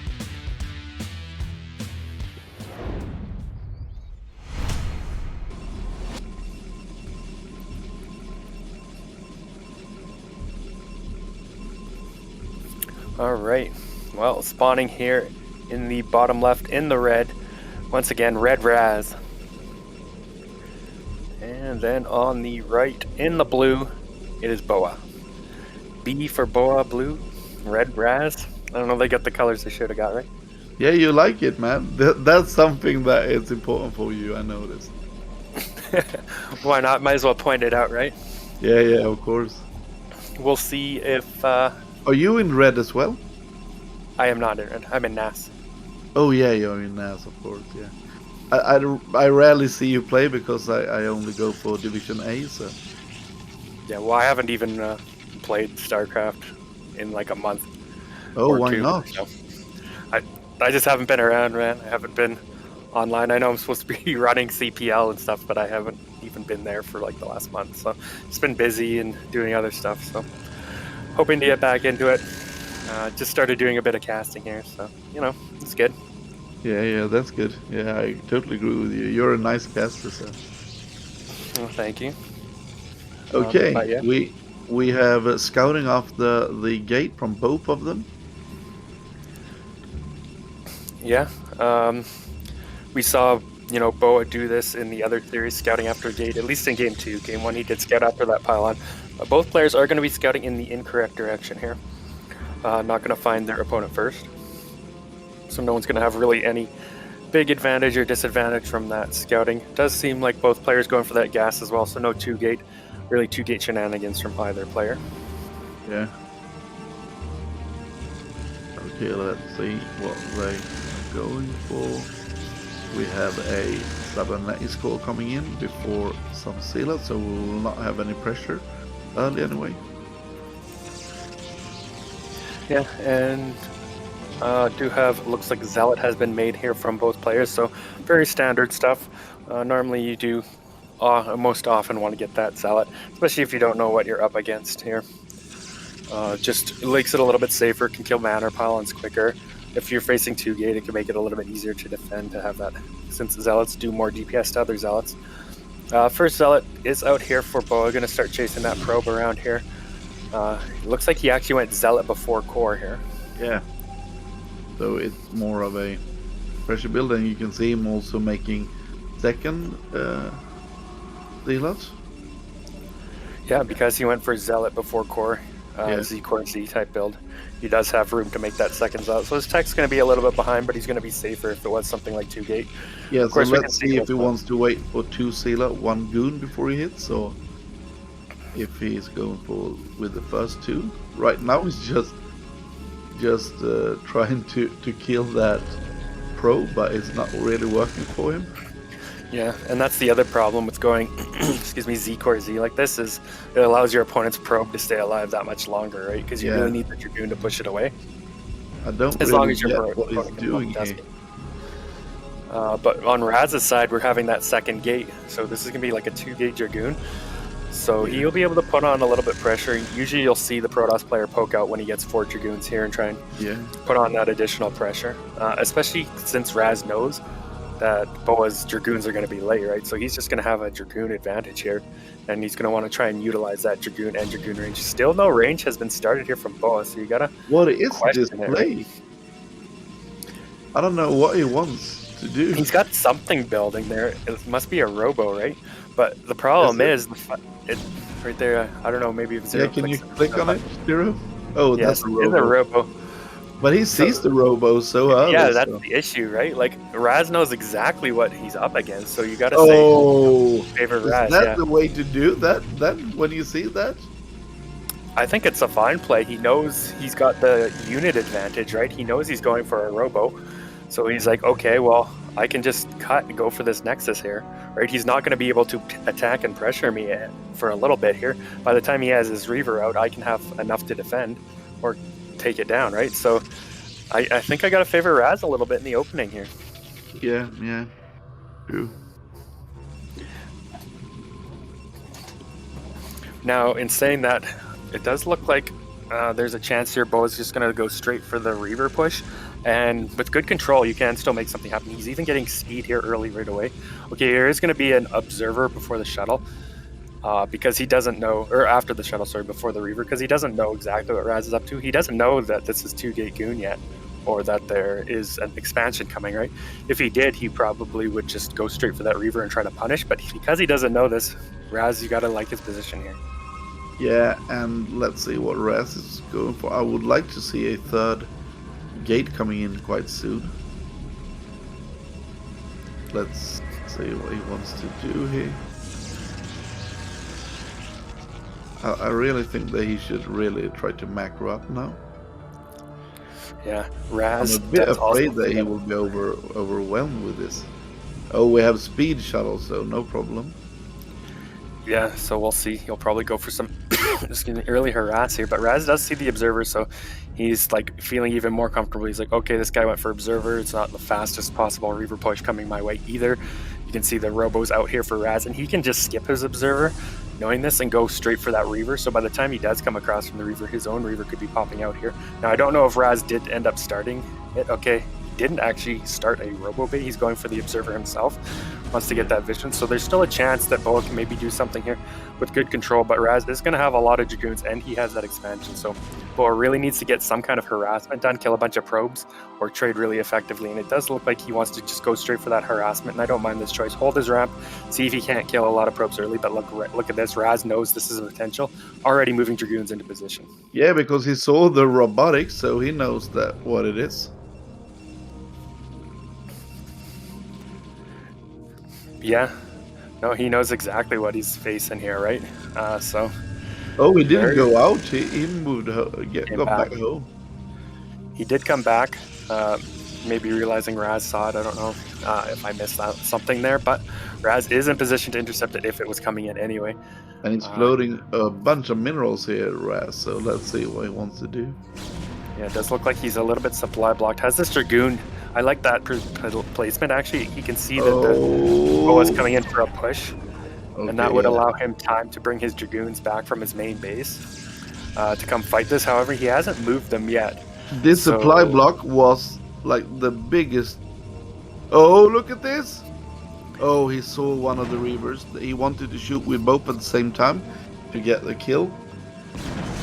Yeah. Oh, I'm so afraid right now for Razz. Well, he is bringing his army back in here now, but he does pick off that first Reaver. I would have liked to have seen that army in here earlier, but now all of a sudden, yeah, GG is called. Okay. That's the way it goes sometimes in PvP, right? You get a couple of Reavers out, good hits. Yeah, Razz's units just weren't in position, right? Yeah, that scare hits were really, really awesome. Yeah, and I do have to question a little bit the fact that he went for that Observer first, knowing that his opponent did go for the Robo and, you know, could go for an earlier Reaver push. I feel like, okay, you know DTs aren't coming. Yes, you want to get the Observer eventually, but get the Reaver out so you can defend the incoming push coming up from BoA. Maybe if he had, you know, a couple of Reavers there, he would have been able to hold, but as yeah, is, I would like the third gateway earlier. He was flowing 600 minerals there. He could have gone with both 2 and 3 gates. So it was a little bit weird of the how he made his decisions after he know exactly what was going on with the quick robo and so on and so forth. So yeah, a little bit unfortunate there. And Razz could have done that. I thought he had all the intels and everything were in his direction, but then he just went for 2-gate observer and 2-gate observer versus shuttle, Reaver, and goons. What can you do? You need either macro or you need your own Reaver quite directly. Exactly. He needed those gates a little bit earlier to get more Dragoons out or have his own Reavers, and he didn't really do either, and BoA punished him for it. So quick 1-0 here for BoA. Now it'll be Razz picking the next map. We'll see if he can bring it back here. Oh, sorry for yawning a little bit. Oh, you're good. I know it's late for you and Zero, right? It's gotta be the middle of the night or something for you guys. So. Yeah, and I have like a 3-hour cast before this, so. Oh yeah, I think I saw you're casting CPL or something. Yeah, it was.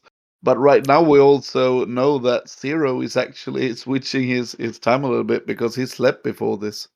So I think right now he's living at your time zone. Oh, there you go. Yeah, I must say we are not really understanding how much Zero works here right now. So people in the chat, Zero works his ass off on Trovo, on doing everything here. So yeah, if you haven't subbed to his channel, you should actually do that.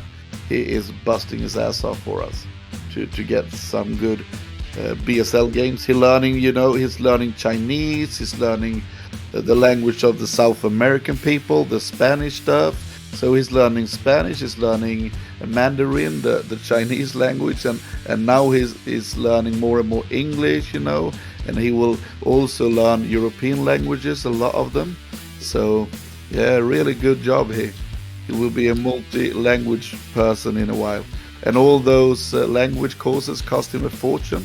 So please sub to his channel, ladies and gentlemen.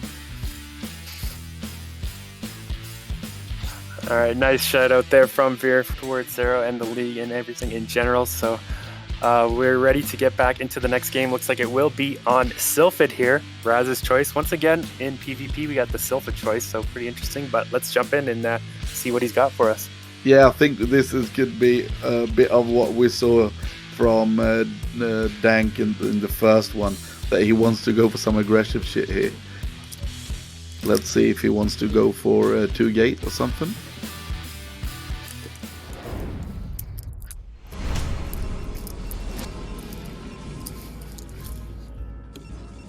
I spoke a bit with Jumper on the 2-gate play. And he says that it's a very, very solid play if you go for that.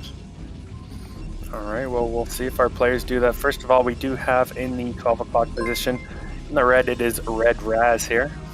Revolution Fur is sub a Gosu for 15 months. And in the bottom right, in the blue, it would be BoA. I'm sure we'll get a view of that in a sec. There he is. Yeah. All right, so these are the same spawns we saw BoA against VooDaNK, except BoA's in the other spawn. Yeah, I mean, once again, picking this low ground map for a PvP does lead me to think that maybe he wants to do more of a gambly type of build here, with like an aggressive, 3-gate no obs like we saw VooDaNK do, or you could go for some kind of a fast 2-gate. We'll see what he has in store for us here. Since it was his pick, but for now, I mean, pylon in the main base to be expected, no proxy 2-gate or anything coming out here. Both players throwing down that first gate. Now Razz is not scouting. You don't have to scout after gateway. If you don't scout after gateway, sometimes this can lead to being a 2-gate zealot. We'll see if Razz throws down that gas or if he does indeed throw down the second gate here. Yeah, I think this might be a 2-gate here. Yeah, we can see a 2-gate. So let's see if this is a Bonif 2-gate or if this is the like 5 zealot 2-gate. Yeah, well, once again, BoA scouting kind of through that middle area, making sure there's no proxy gates anywhere in the middle there. It does scout in the wrong direction. Razz will scout in the correct direction first here, and be able to put on some early pressure. So we'll see how good BoA is at defending against 2-gate zealot here. How many zealots Razz wants to make here before transitioning. There is a couple of different follow-ups you can do. I've seen things like, the weird zealot forge expand. You make zealots and then a forge and cannons and expand kind of behind that. Yeah, or you just go more normal into gas and goons. Isn't that like a old school thing? The 2-gate forge expand thing. So, yeah, it's called Peru 2-gate, or nicknamed Peru 2-gate, because I guess it's more popular down there or something. Yeah. But yeah. From what I've heard anyway, it's not a thing anymore. Oh, I still see it for sure. Oh, you do? Okay. Oh yeah. Not that I've played in the last month, but hey, when I was still playing, I still face that build. Yeah, so here come the first zealots. Now BoA does scout the zealots coming out here with his probe, so he knows what he's up against here. We'll see what the response is, how he defended. Now he did go Z Core Z last game. I don't know if he did this game here. Does he have that second zealot? Manor pylon coming down here from Razz. Looks like only one zealot, but he does get that battery out front, so his plan is he's going to try and hold as long as he can here. Now the idea is he wants to bring his Dragoon out, do some free damage here on the zealot's micro back, and then kind of hold at his choke for as long as possible. Ideally, he doesn't want to lose the zealot, because his zealot actually does more damage to the zealots of Razz, so the longer he can hold on to his own zealot, the better here. But we'll see. Like, Razz is going to try and target that zealot, go around for the surround. Does not want to get that caught, so nice play, pull back from BoA. Will charge that zealot up here with the battery. And now, looks like Razz is going to go after the probes. Isn't he cutting too many probes here, Razz?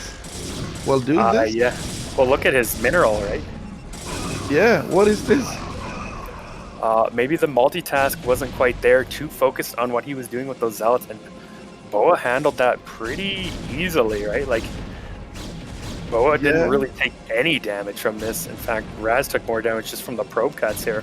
Yeah, and from what I've seen, a lot of times when I've seen this type of play, that what's happening usually is that the ones going for the 2-gate are having a little bit of a probe lead, because the other one needs to cut to hold it. But this time we see no cuts almost from BoA, but we see a lot of cuts from Razz. So this is really unfortunate for him. And I think it just misfired a bit. Yeah, we'll see if Razz can bring this back here. You're definitely right. Like, a lot of times the 2-gate player will even get some kills off on some of those probes, but not the case here. So now BoA's going to have that little bit of a tech advantage. He still hasn't added a second gateway, so he's really going to be able to pull up his tech, right? You can see the robo already coming down. Oh, Razz does scout this robo here at least. Just walks right in with the zealot. That is another free zealot pick off here for BoA. That isn't going to really do anything yet. Doesn't even force any probes, so gotta like BoA's position here in the early game. Yeah, and he's cutting more probes. He's still at 18, so he caught a bit more probes. Now we see that it's a 4-probe lead.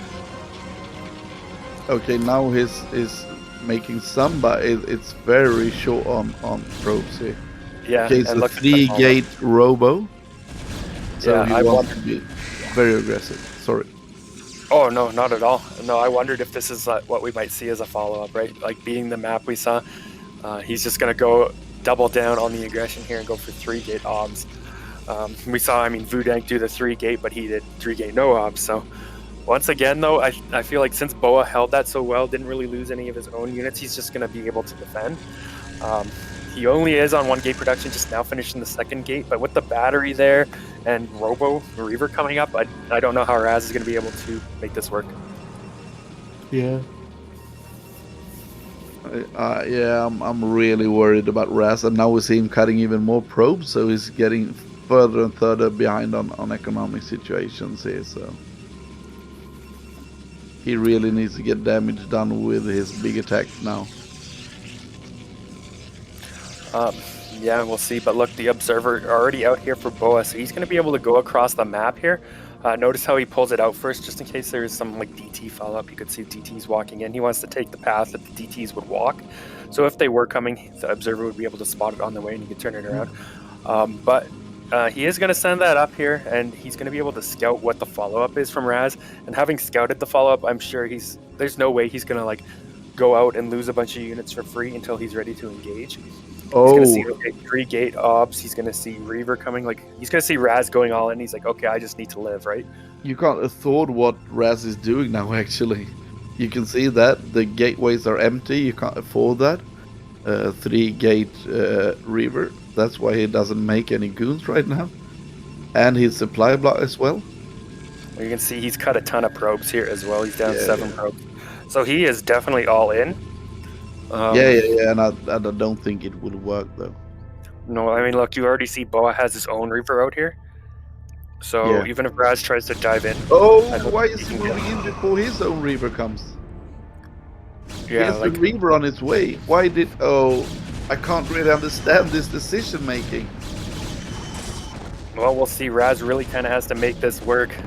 He's trying to engage out of the range of that Reaver. Yeah, but he had less goons and a Reaver less. Yeah. Well, he knows how kind of all in he is, right? Yeah. But wait for your Reaver anyway. Oh, for sure. Well, the Reaver's coming in here now. Looks like he's pulling back with the goons. Okay, he is going to regroup. I wondered if he was going to try and like sneak that Reaver in. Maybe he is going to still go for the harass. Now, if he does get this harass off, if he does kill a bunch of probes, that's one way he can fight back and even this game out. But it does not look like BoA will let him. He does see it and get his goons in position to kind of push that shuttle back out of the way. Yeah, and now I think... Okay, now he should attack when he has the shuttle against the non-shuttle Reaver. Yeah, well, here he's got 2 Reavers loaded up. I think he's going to go now. We'll see if he can get anything done. I mean, we did see, you know, some good control. Has won plenty of PvPs in the past. So a couple of good scarabs, a good engagement here, and maybe he can get something done. But there's 2 Reavers here for BoA. So a lot of this is going to come down to control here. And the armies are actually kind of missing each other here. Oh, he's moving back instead of missing it. Oh, wow. My gosh, do you see that Reaver? Yeah, barely surviving, but BoA does pick that up in time. Oh, BoA won here. A couple of nice Reaver going down. Yeah, it does look like both Reavers down for BoA, but look, he just has so many extra Dragoons here. And with that, winning that fight, he's pretty much got the game sealed. Razz agrees, types GG, and BoA wins another 2-0, finishing first in the group. And I gotta say, pretty much expected, right? You really did kind of expect him to win this group without too much trouble. Yeah, we talked about it in the start of it, that he was the favorite. I thought Razz could have fight back a little bit more than he did, but it was too hard for him. Yeah, BoA really showing his class here as one of the top North American players here, if not potentially the top North American player at the moment. So, very strong player. Oh, do you think so? He could very well be. Like I said, I haven't been following for the last couple months, but I know he's very, very strong. Yeah, for me it's like Gypsy, very, very strong. Yeah. Canadian Terran. Yeah, but maybe BoA is... I'm just thinking about what we have. Which ones... Who is the best Zerg in? Hawker Cross, yeah. Yeah, of course, Crossy. Did you see that when I made a... I made a show match? Yeah. Cross vs. Dragon or something. Yeah, that was 8-1 for Cross. I remember. Yeah, I can't believe that. Yeah. Yeah, he obliterated him. He didn't have a chance. And right. It was almost 9-0, you know. That was like he didn't have a chance in it. So yeah, maybe Cross is the one of the best players in North America. But Hawk is my idol, so. All right, well, you can see here in the bracket, BoA has gone in first, which means he will be in the winner's bracket in the next round. Of course, Razz will also be in the next round, but he has to defeat either VooDaNK or JIRAIYAA if he wants to be in that winner's bracket. If he loses, he will start in the loser bracket. And that's a but huge difference because you'll have all one-on-ones there. Okay, well, this is going to be a big, very important match coming up, though. Like, loser of this match will be out of the tournament. The winner will go on to the next round, but they still have to fight for a good position here. So we'll see. Who do you think can take this? First map is going to be Monopoly. Who do you think's got it? VooDaNK or JIRAIYAA? I'm not really sure about VooDaNK. I don't know him that much. I don't think he presented himself well against BoA, so let's give it to JIRAIYAA, but I'm not sure about it. But you can see the MMR is quite similar here, so let's hope for some good games though. Yeah, MMR just slightly higher here for JIRAIYAA. I would favor him a little bit. I don't think VooDaNK necessarily is going to lose this, but I would, you know, if I was a betting man, I'd put my money here on JIRAIYAA to take this down. He looked like he had a pretty strong showing there against Razz, at least, especially in that first game. But Razz was still able to win that in the end. So we'll see here. I think we're probably just about ready to get going. The first map is going to be Monopoly. What? Oh, no, let's go. Vero wants to keep going, so let's keep going. All right. Yeah. So looking at the game stats here, 5-6. Yeah, it's very even here. So.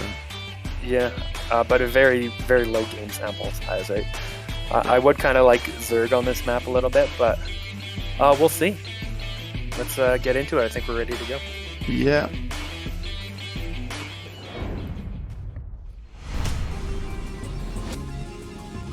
Okay, ladies and gentlemen, we have in the top left-hand position, we have VooDaNK. All right, and at the 3 o'clock position here on the right in the blue, it is JIRAIYAA.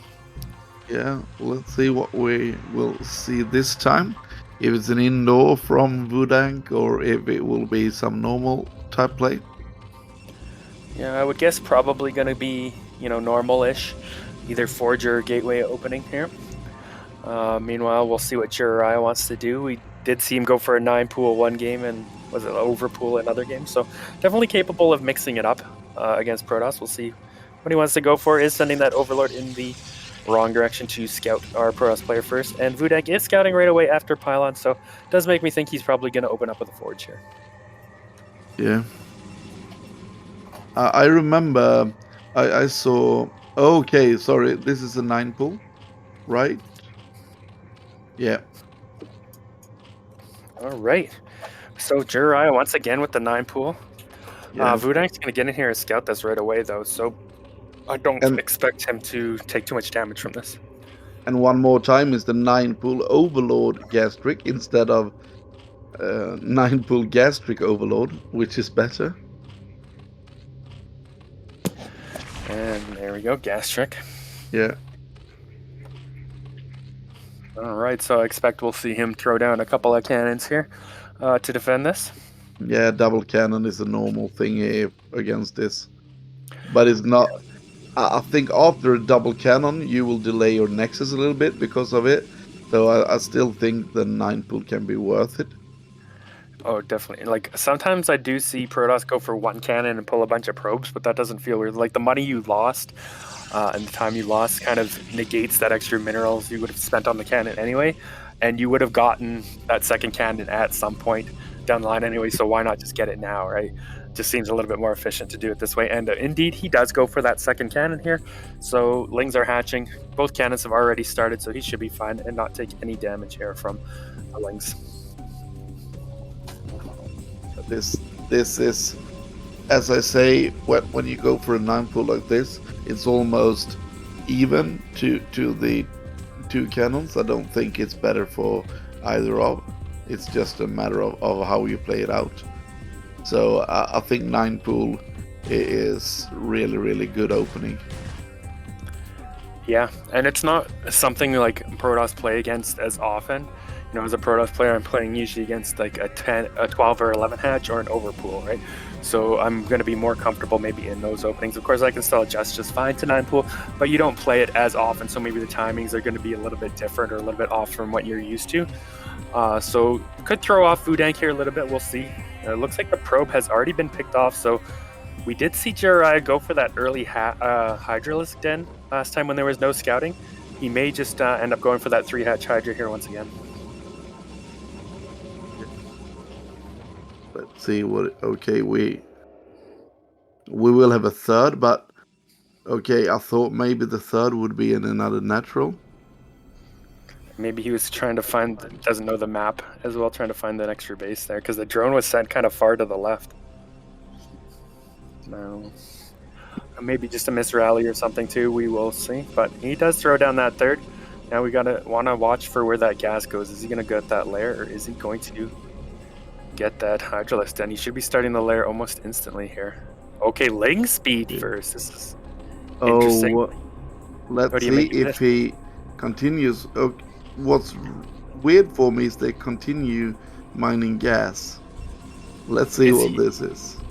Well, does that mean he's just gonna like throw down a Hydra then? But then he's not gonna really have the gas upgrade, right? What I hope he will do is throw down a evolution chamber and go for +1 carapace. Okay. That's I guess we'll see, yeah.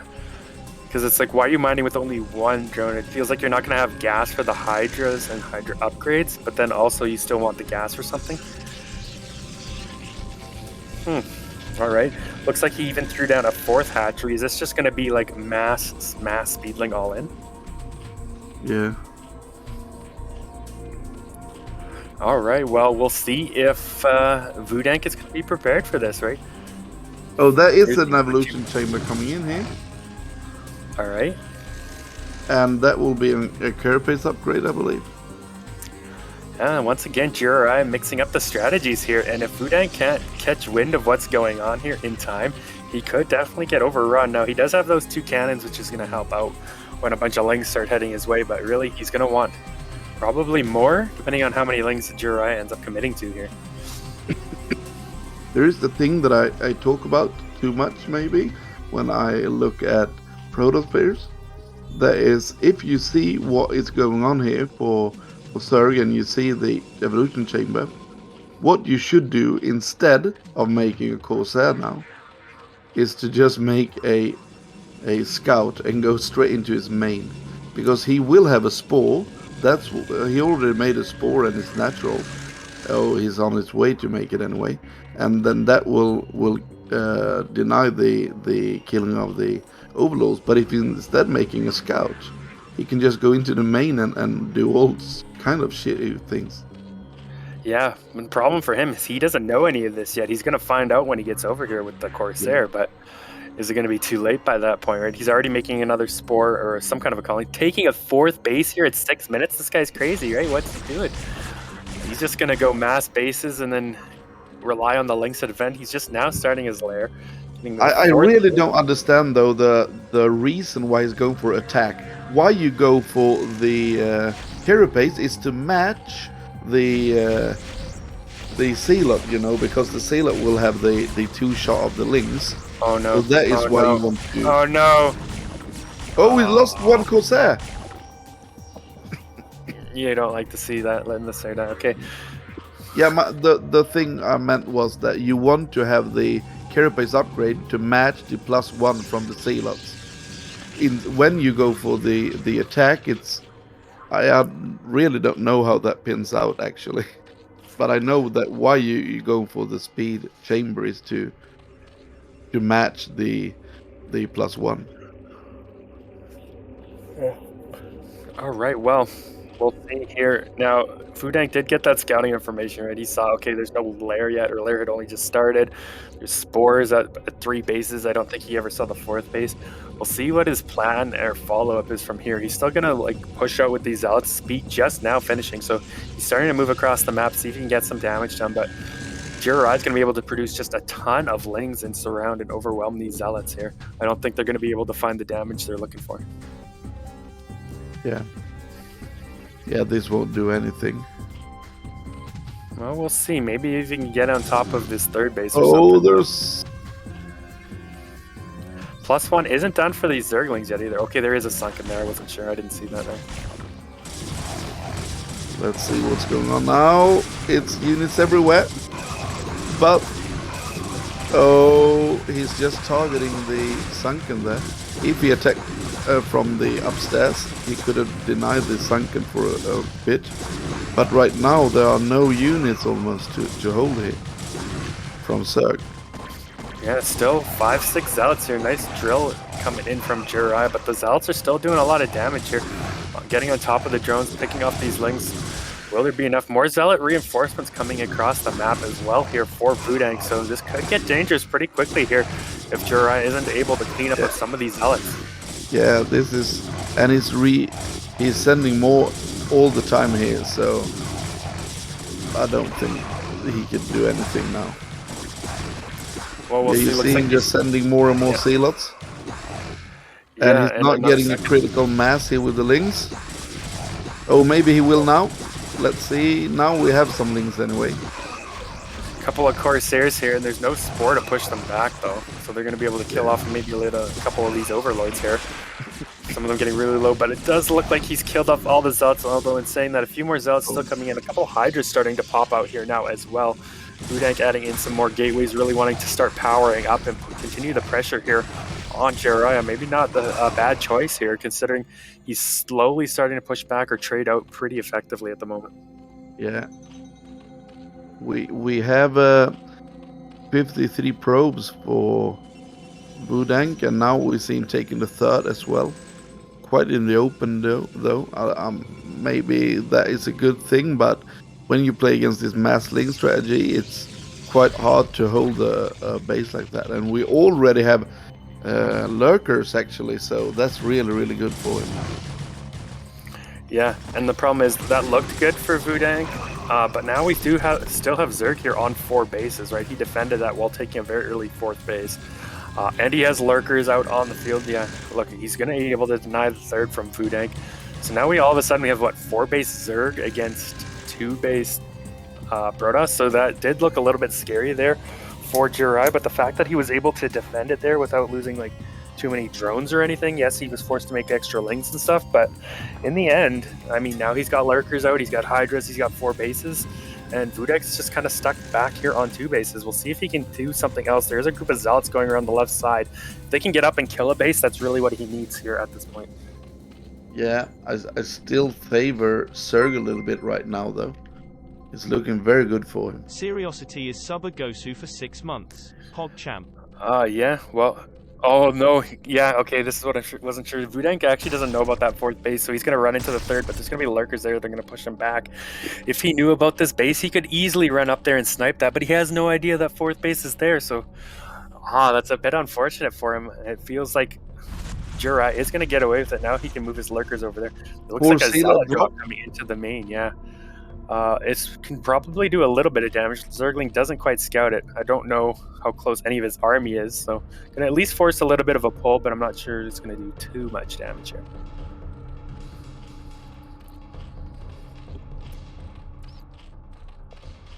Okay, let's see. Now we have the zealots in there. Okay, 1 drone only. And I think he should go for... okay, he's going for the spawning pool. I thought he would go for the chamber there to deny more upgrades.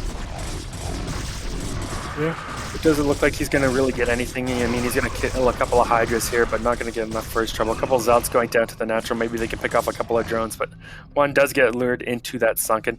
Now, there is a decent-sized army coming out here for VooDaNK. Doesn't look like he's got a lot of dragoons in this army, but there are a few Templars, so a couple of well-placed storms could still do some good damage here. And a lot of the army from JIRAIYAA is kind of spread out here, not really in position to engage this. He doesn't really know that this army is about to hit him here at the moment. Let's see now. Okay. We have a bunch of units coming in here for our Protoss player. Where are all the lings? All right, Storm is here. Observer are here as well. One Storm going down on that Lurker that might have actually done more damage to the Protoss army than the Zerg army. Yeah, but now a lot of the Zerg army getting punched up here. And now JIRAIYAA is going into his old style, you know, with the mass Hydra style. But the problem with that is most of the upgrades are at these lings. So when he's changing out from heavy lings into Hydras, you are getting off the point a little bit with what he did in the early stages of this game. Yeah. Well, looks like JIRAIYAA was able to deflect that attack and kill a lot of the Protoss army there. So, of course, that's going to be good for him. We can see he's already taken a 5th base now as well. So, really, JIRAIYAA is starting to spread out around the map. Hive on the way here as well. So, maybe attacking to Hive a little bit quicker than we saw in his previous games here. And I know you were saying you wanted that, to see that more of that Hive tech play. Yeah, and he's upgrading right now on 3 chambers. So, he will have some good upgrades on everything. But, yeah, let's see what we have from him here now. I think he could start to massling once again. Yeah. Meanwhile, Protoss taking a 4th base here in the top right as well. But you can kind of see these narrow corridors can work against Protoss a little bit when Zerg starts burying a bunch of lurkers here, kind of setting up like a contain almost in the middle of nowhere. But it's so hard for Protoss to break through such a tight area there with their army. It forces them to go all the way around, but by that time, you know, Zerg could reposition. It's one of the big reasons I do favor Zerg a little bit on this map, despite the results here. But of course, VooDaNK still ahead here in supply, getting that 4th base. If he can get that 4th base up and running, he'll be in a pretty good spot. VooDaNK is scouting the 4th of Zerg. I don't think he knows about the 5th here yet, but gonna lose a couple of Corsairs. Okay, one moves out. That one lives, but it's like 6 health left, something. So that was very, very close. And now we see one more drop into the main base. Let's see if he can clean that up. Okay, yeah, now he's going for the chamber though, but it doesn't look like he will get it. Let's see. That is actually huge if he can get it. Oh, he couldn't get it. Very close there. But JIRAIYAA does manage to kill that off. And yeah, now here comes VooDaNK pushing in against this lurker field. Bunch of lings and Hydras coming forward. Nice couple of storms going down here, but once again, it looks like he will be pushed back. I like how he got kind of backed up out of the range of the lurkers before re-engaging. Nice little play there from VooDaNK, but in the end, it looks like he will have to back up completely or a little bit further here. I don't know if he scouted bottom left. It looks like he must have, yeah, sending DTs like that. Corsair barely just saw the creep, and that's something you can easily miss. Okay, maybe he didn't actually see it. Oh, let's see what... I don't think that lurker will see the DTs. There's an observer up here. In the nick of time, he got the Hydras in there. Will he understand what's going on now? Man, come on. They attacked the Hydras, so he would have got notification here, but oh no, he still hasn't reacted and pulled the drones. All of the drones going down. So much death. So much death and destruction. Not like this, not like this. All right, well, nice plays there from VooDaNK to kill off a lot of those drones there. Yeah, right, and now we have a big attack coming in from Protoss and double shuttle play as well. Oh, but no obs here with the army for Protoss. Once again, being forced back because he just doesn't have the observer to engage that. But look at this, 2 shuttles worth of zealots being dropped here. Looks like there's only 6 zealots, maybe missing a couple, but he will get that Evo chamber. I think the upgrades had finished there. It wasn't actually upgrading anything, so not the biggest deal in the world at this point. But still, picking off anything he can is a little bit of a win, distracting the Zerg here as well in the main base. There is a lurker here. We'll see what he can get done. He's going to pick off another bunch of drones here. Going to go down for JIRAIYAA. Just a little bit slow to react there. Does finally pull them, but at the same time, we do have VooDaNK pushing forward here once again into this lurker field, into this group of Hydras. Is there enough there for VooDaNK or for JIRAIYAA? Okay, he will turn back for now.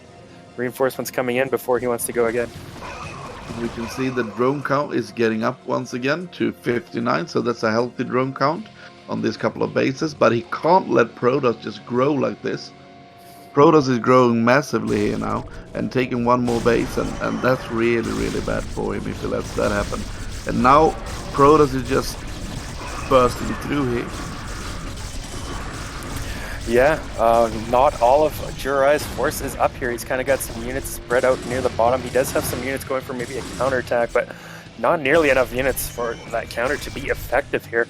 VooDaNK maybe eating a couple spines. Again, no observers, so JIRAIYAA doing a good job picking off those observers, but a few more coming across here, so he can engage once more. Well, he is taking his 5th base here. It's going to be 5 base against 5 base potentially, and things are starting to look pretty good here for Protoss. Yeah, so VooDaNK really keeping up this pressure. Storm's going down. He is pushing forward here, but not with his full army, so this could be a chance for Zerk to wipe out a good portion of that army. And it's going into the 5th base being made from Sergey. Okay, this looks really, really good for JIRAIYAA to cut this off. Oh, but the cannon does finish. Oh, just in very, time, very close. Yeah. We'll save that for now. JIRAIYAA is starting a 6th base down here, but now like pretty much every base has been taken on the map except for the middle, and maybe there's one more on the left. I'm not entirely sure, but either way, another drop coming in here into the main base. Will he be able to pick off that spawning pool? VooDaNK's been kind of relentless with these Zealot drops this game. Yeah, I think he'll be able to get the pool or at least a few more drones here if he wants to.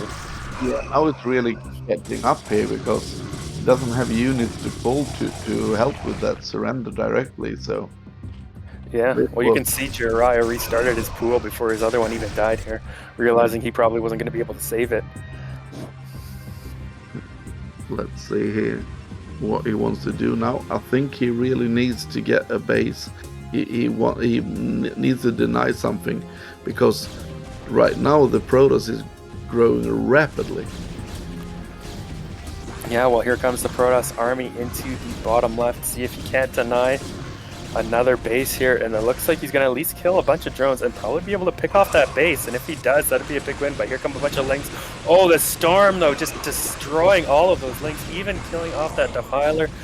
Does get a Dark Swarm off, but not really in time, not really in the position he needs it, because your drones can just move out. VooDaNK's just kind of everywhere here at the moment, killing a base. Overlord's being harassed by that Corsair. Yeah, sometimes when I watch this and I see swarms being made, for me it's like a sign that says storm here. The big yellow chunk there is like, yeah, just storm here. All my units are under this yellow thing here, orange thing. So just hit the storm there. Yeah, well, VooDaNK's been relentless here. He does kill that base, which is a nice pickup for him. But he does lose a good chunk of army here. Supplies are relatively close, still in Protoss's favor, so this battle could still be fought for quite a while. I mean, just about every base. There is those 2 bases on the left, but it does look like VooDaNK's getting ready to maybe take one of them. Yeah, very, very good play here. And right now we see more and more VooDaNK growing up to the late game here. And now another drop coming in. Yeah, let's see. I'm not sure how much this will do. Maybe it will.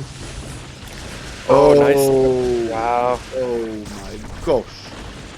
7 kills on that one Templar. Another couple of storms coming out here. So not too bad, killing a bunch of drones. More harass. So VooDaNK playing quite well here. Yeah, will he be able to take this game? I mean, he's almost maxed. I'd like to see him maybe look about pressuring somewhere. Although we do have 5 base versus 5 base here, so you got to say it's kind of good for Protoss. But in comes a potential counter attack here from JIRAIYAA. But it looks like VooDaNK is in position and ready to counter this here quite nicely. Lots of storms coming down. There is one of those orange clouds that you hinted at earlier here coming down, but most of Zerk's army already dead. Under there because he didn't have enough units. I would like to see a bunch more lings coming in here.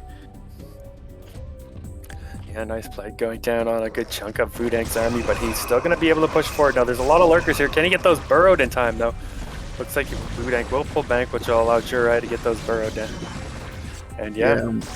We just see that Protoss is taking more than half of the map soon. That's very, very good for Zerg with the uneven cutting of the map.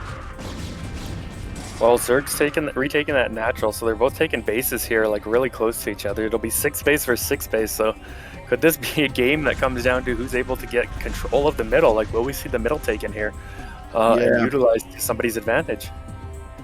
Yeah, I think that someone needs to try to do something with it anyway. Yeah, it's been largely ignored here for the most part. There's a little bit of vision in there from JIRAIYAA, but he could have had that a long time ago if he wanted. VooDaNK is trying to move forward, but again, no observers with this army. I didn't notice if JIRAIYAA picked them off or if he just didn't have them, but this has been a problem for VooDaNK a few times in this game, right, where he just didn't have the observer with the army when he really needed it to push forward. It does feel like he could have maybe pushed, ended the game or done some extra damage somewhere if he had just had some observers with the army at some key moments. Yeah, you're totally right there. And now we almost have a limit for our Protoss player and almost limit for our Zerg player as well, so this is going into the real late game here. Yeah, like this one could end up going the distance here. I mean, we're on even bases. Both players have only mined out of a couple bases, so still plenty of minerals on here. It's really hard for someone to attack, but here comes Protoss moving in, getting on top of some lurkers, shuttle coming in with a probe in it. So maybe VooDaNK has plans to go after that middle base, just getting that shuttle cockeyed with his army. Seeing it now, he's going to go in the middle. We'll see if JIRAIYAA can stop that at some point, but also a counterattack here at the top right, and this is actually pretty big. If JIRAIYAA can take this base down and secure it for himself, that would be huge, but huge storms coming down, killing so many Zerg units, but is this going to be enough? And now it's cleaning up. Yeah. Oh yeah, this is looking better and better for our Zerg player here now. Yeah, definitely, but in saying that, Protoss is also breaking in here once again, going to be able to take out at least the natural base, if nothing else. So trading base for a base here. Now Zerg is continuing to push forward. Swarms going down, so we'll be able to kill off some of these cannons, but in comes some reinforcements from Protoss as well. Some Zealots, a couple of storms. Should be able to clean up what little Zerg there is here, and Protoss pushing forward into this base. If Protoss could kill this base off, that would be huge. I don't know if there's going to be enough here, especially with the Yeah, Nidus I think he really needed to get the Nidus Canal before everything started to pop out of that.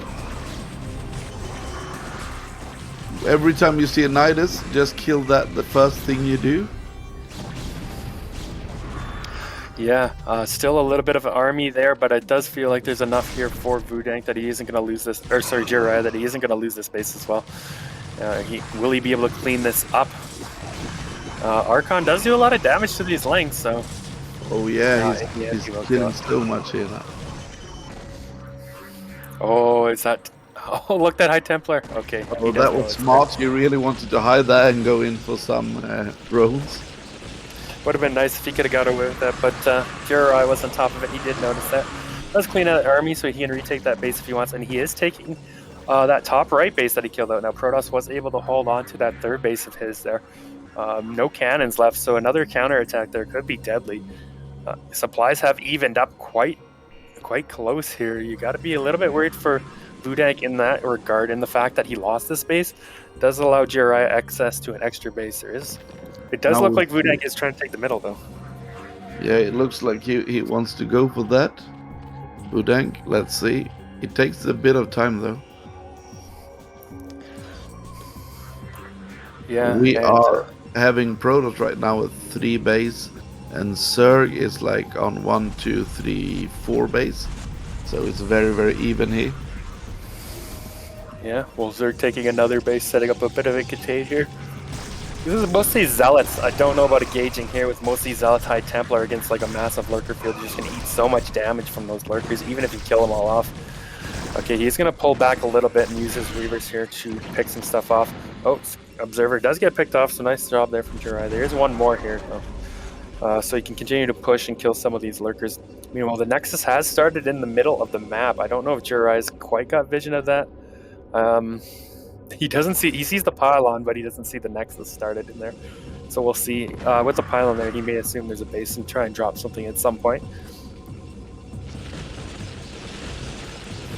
Oh, good storms, and now we have Reavers as well, just picking up stuff.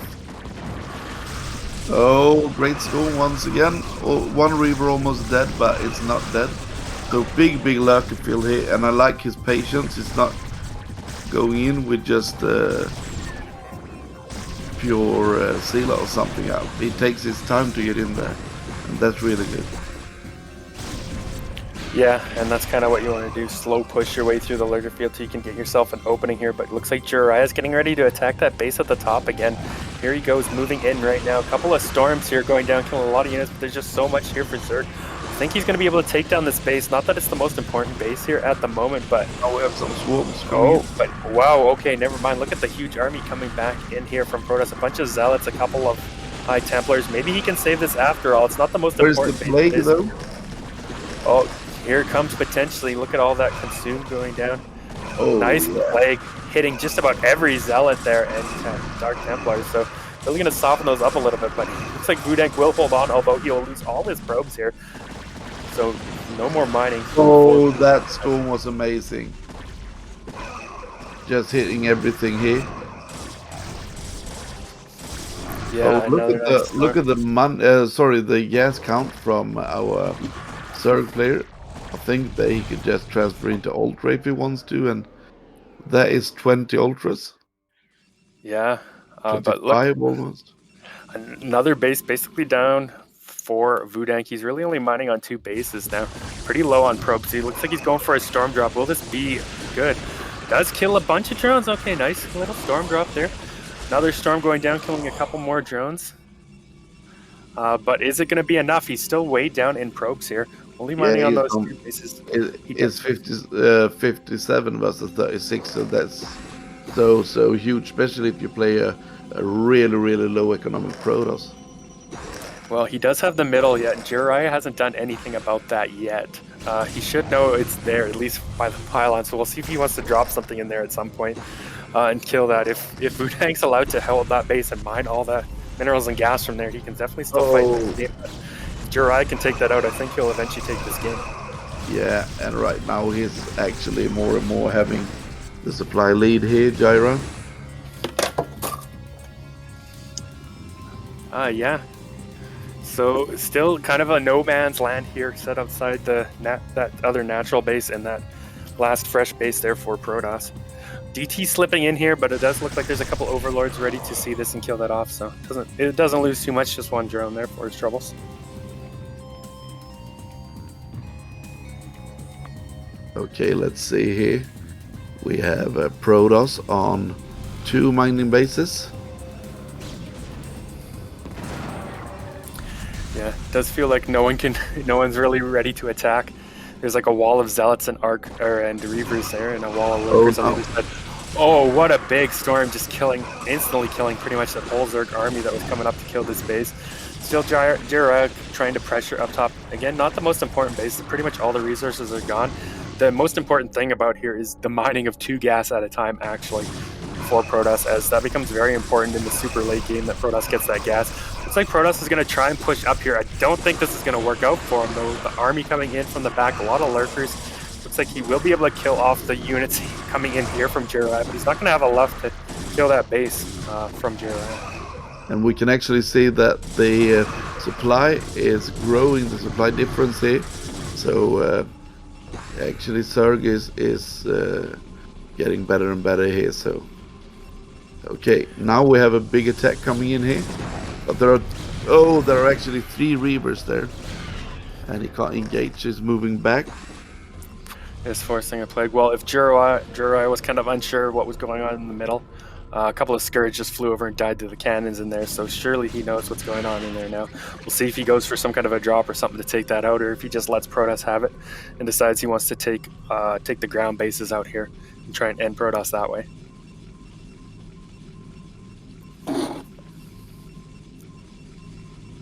Okay, let's see. We have a shuttle coming in here. Oh, it's empty. Let's see what he wants to go for in that one.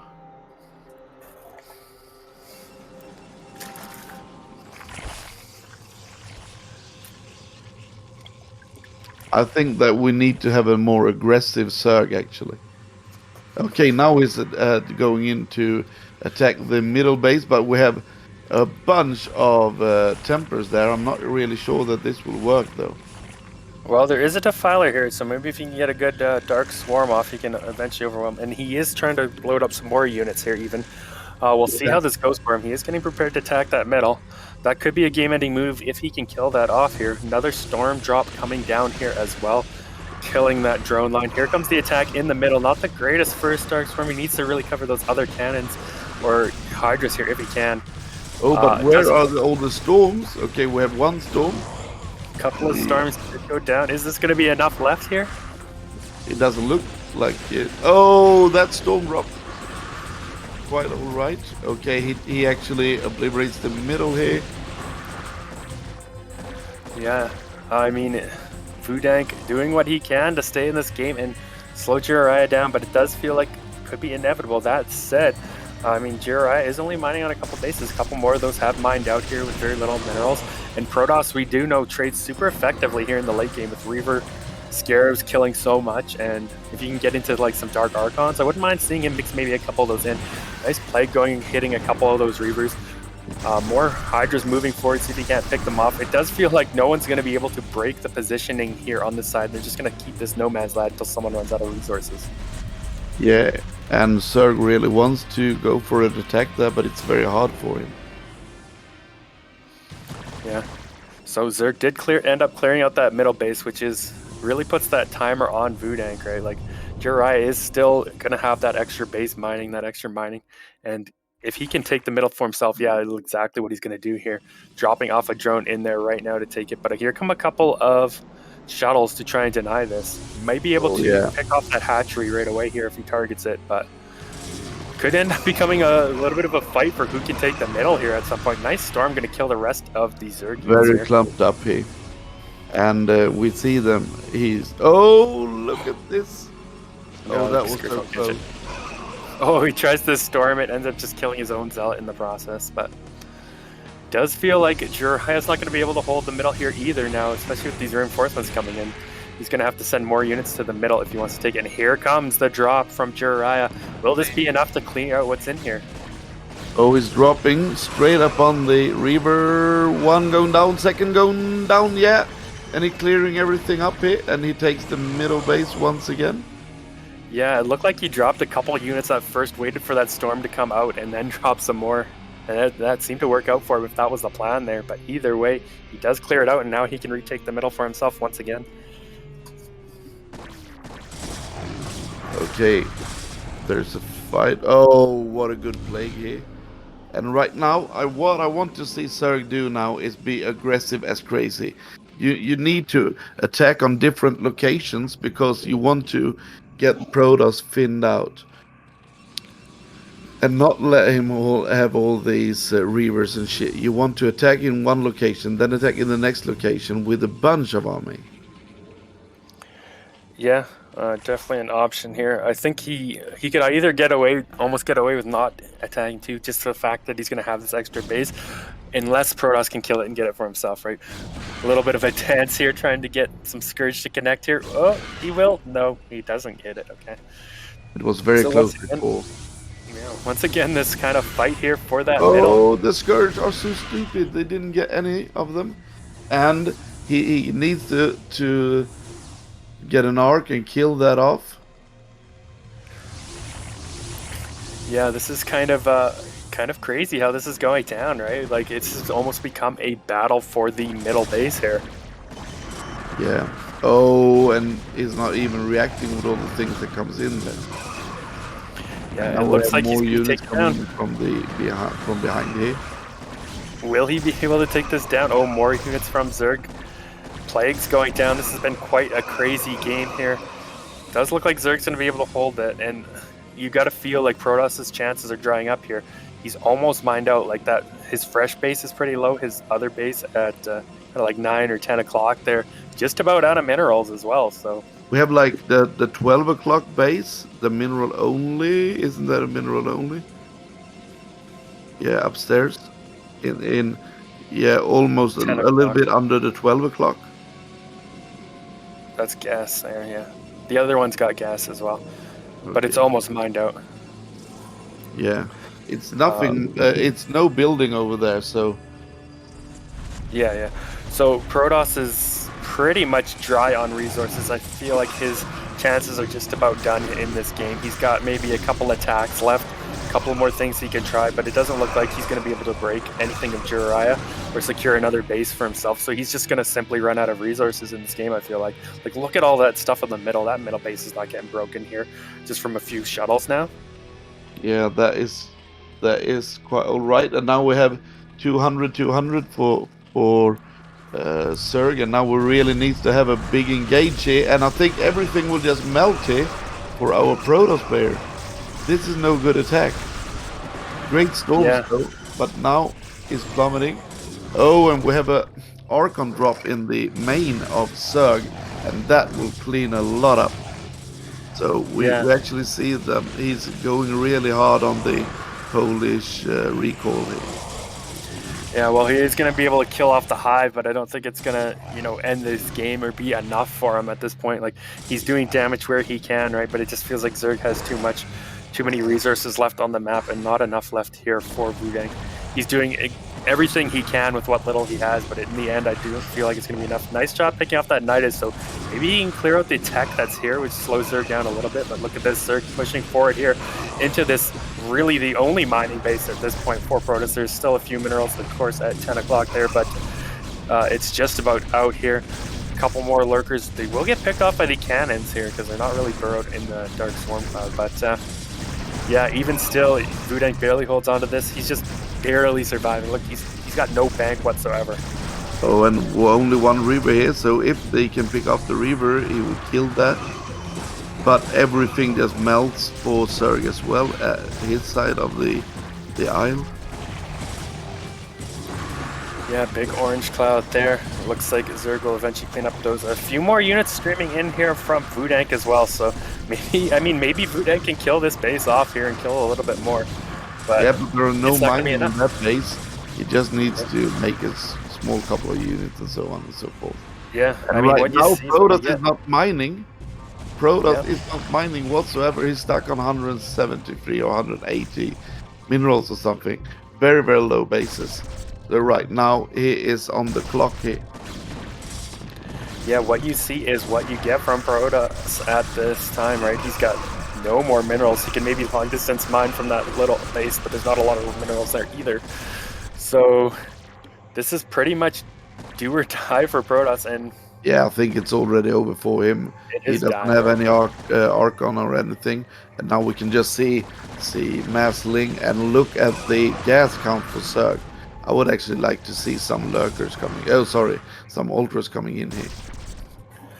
Yeah, what a wild kind of crazy game here. It's two definitely showing that they're pretty evenly matched. Could be a very long, very good series here, but in the end, I do think JIRAIYAA has this one. Like, there's nothing VooDaNK can do to stop this middle base, right? So yeah, even if he kills everything on the outskirts, is there even enough resources left on the map for him to kill the middle base? I don't know, right? You know? Yeah, I totally agree with you there. And he's gonna long distance mine. Yeah, there are so much, so few minerals left on the map, and the middle is the big one with minerals in there. Zerg has control over that. But I still believe that Zerg wants to have a big fight soon. Well, a play going down, a little bit of an engagement here, and we do see some mutas are made. I don't know if they're going to be able to get much done with the Archons and Dragoons here, but we'll see. I mean, Protoss does have a decent-sized army. He is pushing in here, storming a good clump of lurkers. And all those queens coming out as well. Oh, look at all the drones just getting killed by that storm. Why is he making queens?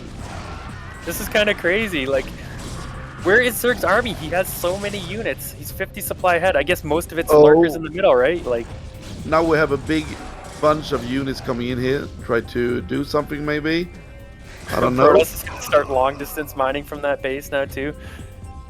He can't let that base go down. He needs to save it here. I'm not crazy. There's no way Protoss can win this, right? I'm not crazy. Like, Protoss just loses still anyway, right? Like, this, yeah. This is just crazy, right? Like, look at this. He's going to kill off all the tech here. Like, he can literally kill every base of Zergs or everything, you know, outside on the outside of the map Zerg's got to win this, right? Okay, he's gonna clean up this base here. There's so much Protoss stuff, but he can't kill the middle. That's the problem, right? Even if he kills everything Zerg has on the outside, how can he kill the middle? Yeah, and he can't even mine on those bases he cleared up now. He cleared up that base, but he can't mine on it. Yeah, like he's long distance mining from there. He's only got 6 probes though, so he can't even make another probe to help him long distance mine, right? Like lies the problem. He can kill everything Zerg has outside, but he can't get inside to kill the main that mining base, that last fresh mining base there. What is Zerg doing? Oh, look at that amount of lurkers and shit. Oh, can Protoss get up here before those lurkers finish and get on top of them? Get a nice couple of storms? No, okay, lurkers will hatch, and that's a lot of lurkers up here. How did he know that there was so much units up there to get killed? Well, I guess he killed that base off. He assumed the army had to be somewhere, but look at this. Protoss is going to get up here and kill all these lurkers off. But yeah, he's not going to have enough there are army too much stuff coming in here. He's losing unit after unit, goon after goon here. And now it's double the supply for Zerg, and he can't even make more. Oh, here come these queens can literally kill the rest of the army here. Right, he's just gonna kill off the Templars here. Yeah, oh I think so. Man, but he gets them into the shuttle so they can't be targeted. This is nuts, but yeah. He's actually starting to target the units. Oh, Stormcrop's going down here. Very good. I mean, you got to give it to VooDaNK battling here to the end. Oh, he's giving it everything he's got, right? But yeah, but he can't, right? Yeah, he GG's. He realizes he can't break that middle. Now it's all over. What a wild game. I feel like it was over for a while, but he made it a game, right? He put up that fight. He fought to the bitter end, tooth and nail. What a first game. But JIRAIYAA does take it down for that 1-0 lead. Yeah, so it was all over for Dank there, and it's all over for me as well. I need to go to bed now.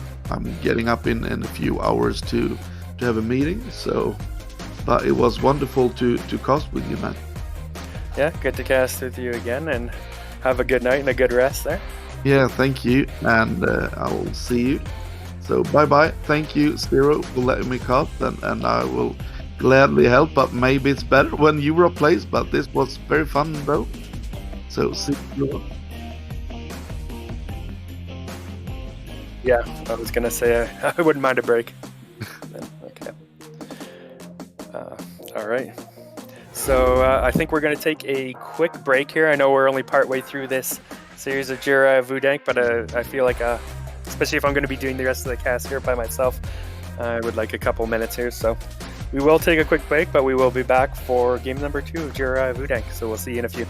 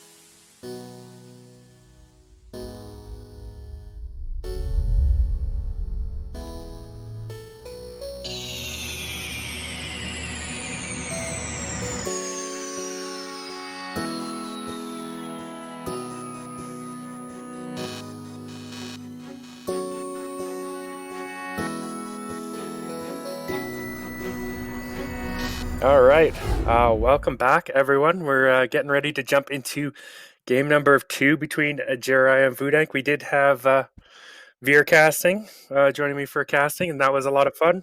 But now we have Sexy Obs, apparently. Sexy Obs here, Zero joining for the remaining casts here. So a little bit of a treat. The man himself going to co-cast here with me. Yeah, thank you for the remaining of the series. Thank you very much, Welcome. Mr. Veer, for casting. He did an excellent job. Mr. Snipe will lead the cast with me today, but I decided that I will join him as I know how hard it is to do the solo cast. So we don't want to exploit Mr. Snipe voice for too much. So yeah, happy to be here. First time in the studio for real BSL, actually. This is pretty fun. Yeah, it's good to have you here, and I appreciate the assist. You know, my voice may be still a little sore from that 4-hour solo cast the other day, so any help I can get here, it's definitely well welcome. So okay, so let's go. Let's see. We will go to have VooDaNK versus JIRAIYAA second match, and then winner of this best of 3 will face Razz in the starter match. So we already know that BoA advanced from the first spot, and now we need to decide who will advance second and who will be eliminated. So actually, loser of this elimination match between VooDaNK and JIRAIYAA will be unfortunately eliminated from BSL 15. yeah, that's right. So very important match here. JIRAIYAA, of course, has that 1-0 lead now. He'll give himself 2 chances to advance into the next round. But we'll see. I mean, that game was very close, so I could see this going either way still. We'll see if VooDaNK can bring something here and bring this to a game 3. The map is going to be Silpit, so very interesting map. I think it's a good map for the Zerg. Actually, it's actually very even on stats, but from my perspective, it's not bad map against Protoss. So I think JIRAIYAA should be quite happy with that pick. Yeah, I definitely agree. We've seen Silpit actually picked a lot here in this tournament so far, so it's still a popular map, even though it's not played as much as it used to be. So, yeah, we shall jump into this game. I think we're ready to go, right? And yes. Let's get her going.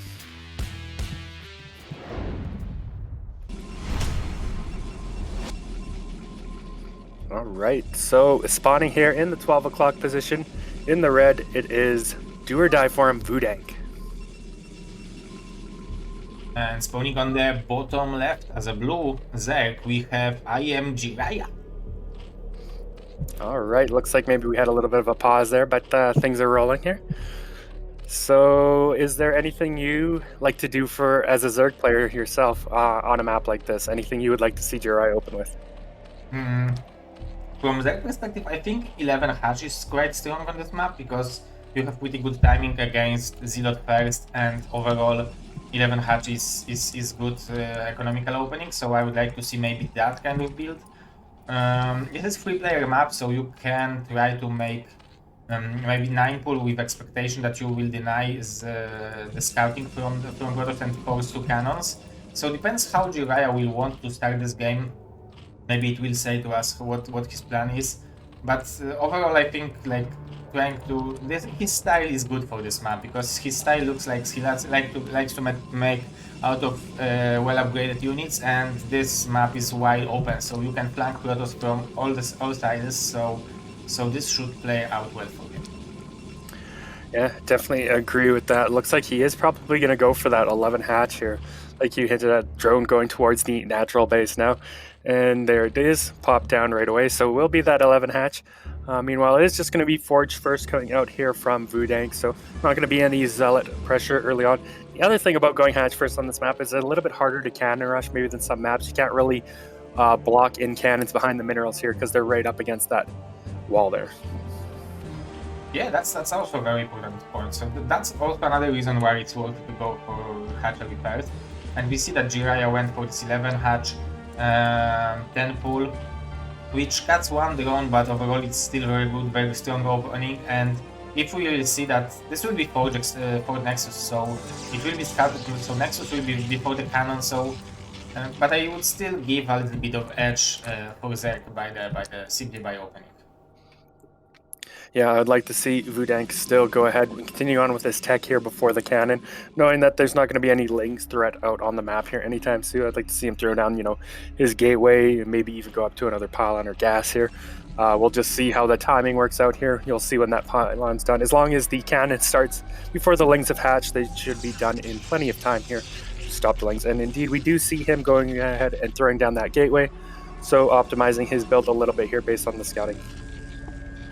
Yeah, I like that. I like that choice of putting the gateway. You can even, I think, put the gas before the cannon, but adding one cannon is always good. Basically, how I count it is when the Lings hatch, you need to start your cannon. This is the exact timing usually on most of the maps. Yep. So, and we can see that JIRAIYAA is taking this mineral only. And now, when I think about it, it's a little bit unfortunate for him to start with those locations, because he would want to take this base on the high ground with the additional gas income plus 7 mineral fields, but here he had to choose between this mineral only and this base with only 6 mineral fields and gas, so he chose to take the mineral only with 7 mineral fields, which I think is a good option, because he will always be able to add the forward hatch here if he will need it.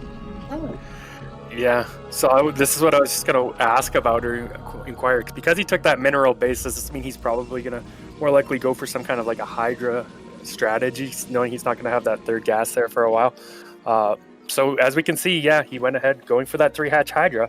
We've seen him do this in the previous series. Now, I don't think VooDaNK's probe quite saw that Hydra den being started there.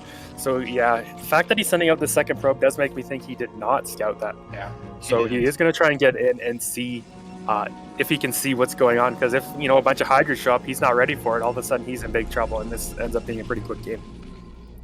Yeah, you're right. If we will come to the point where we will see a lot of Hydras and it will be non-scouted, it will be terrible for Protoss. I don't know what is the timing of the second cannon, and if there is one, like when the Protoss decides to do it. I thought that it's like simply close to the timing when you want to move out with your zealots, so there will be only one cannon behind. But maybe with those 2 zealots he was forced to move out earlier because he wanted to scout. And nice micro. Yeah, exactly. That's the main reason why he moved out with these zealots, right? Is because he didn't get that scouting information. A lot of times you'll see Protoss move out with their first 2 or 3 zealots to see something like this. You can see these zealots paid off for themselves. They did see that Hydra being morphed, so you got to see him throw down these cannons here right away. He instantly throws down the cannon. Will it be enough? He needs more than one for sure. Like, okay, he did cut the probes. I was going to say, you really want to cut your probes here. Get those cannons up ASAP, because you need at least 3-4 cannons here, and he is indeed going to throw down those 4 cannons. So as long as those Hydras don't come straight here, and it looks like they're taking a different path, he should be perfectly fine, or at least be able to hold off the initial attack. I even think that it might be smart to cancel the +1 weapon, because there is a big chance that the force will be sniped. But now with the cannons finishing, I think JIRAIYAA will be forced to kill this one cannon to be able to range the forge. But he will wait for the range to be done, I think, until jumping in on this cannon. So I think overall that's a good reaction from VooDaNK. Only 4 cannons, now 5th one, but he already added the gateways. So he will have some zealots to move out, so he will apply some pressure and put a timer on Zerg. That Zerg will not be able to transition into this drone mode he played in the last game on Monopoly.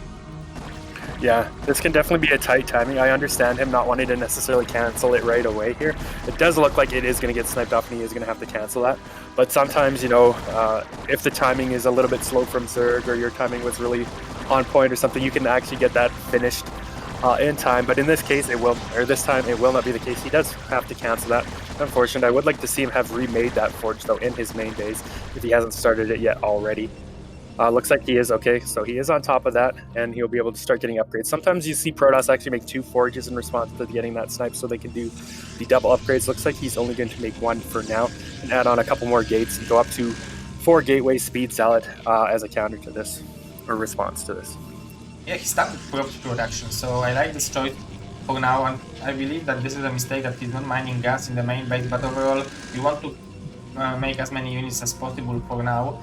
And I would like the choice of second forge as well, but maybe he wants to have a little bit more units earlier. We can see that JIRAIYAA is already adding 5th and 6th hatchery, so that's pretty good macro, pretty healthy drone number. Maybe not in the mineral only, but he can still transfer them. So I think overall it's a good situation for JIRAIYAA. The question is, will he be able to survive the pressure from zealots? Yeah, well, we'll see. The Zealots are coming across the map here now. Hydras are being forced to retreat. Does he have good enough SimCity to kind of get behind and hold these Zealots back?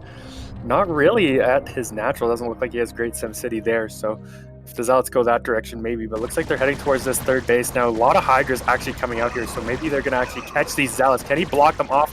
Pick up a bunch of Zealots. Will they get around? Okay, Zealots will get around, but not before losing a few. A little needlessly there. Look at that, like... Zerg handled that like a man.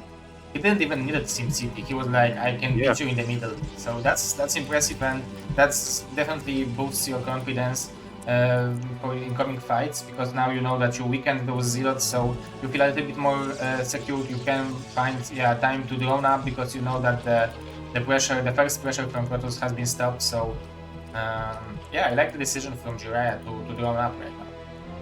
Yeah, it looks like VooDaNK split off a couple Zealots to go for maybe a backstab here, but it's not going to pay off. JIRAIYAA actually finds these.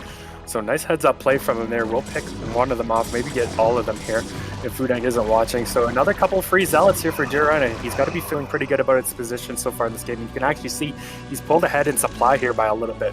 Ahead in workers and in supply, so looking good here for a Zerg player. Yeah, definitely. Already 6 hatcheries, adding 7-1 ahead in workers. I don't know what about his upgrades. I don't think he has any evolution chamber, so this is what he has been skipping. He just started the 2nd extractor, so he should have gas to do it. Now probably he wants to go for the overload speed, because the Dark Templar tech is an option for Protoss at this time, so definitely needed to take control over the map. But yeah, situation of Zerg looks very good. Well, it doesn't look like he's going for Dark Templar drop, but he is going to go for that Zealot drop once again here. We saw him do that a lot last game. See if this works out for him here. First Lurker being morphed, so already the Lurker upgrade's done here for JIRAIYAA. He's going to be able to set up a contain, and a contain on self it can be a bit of a headache here for Protoss to try and break out of, especially when they're sitting here on 2 base.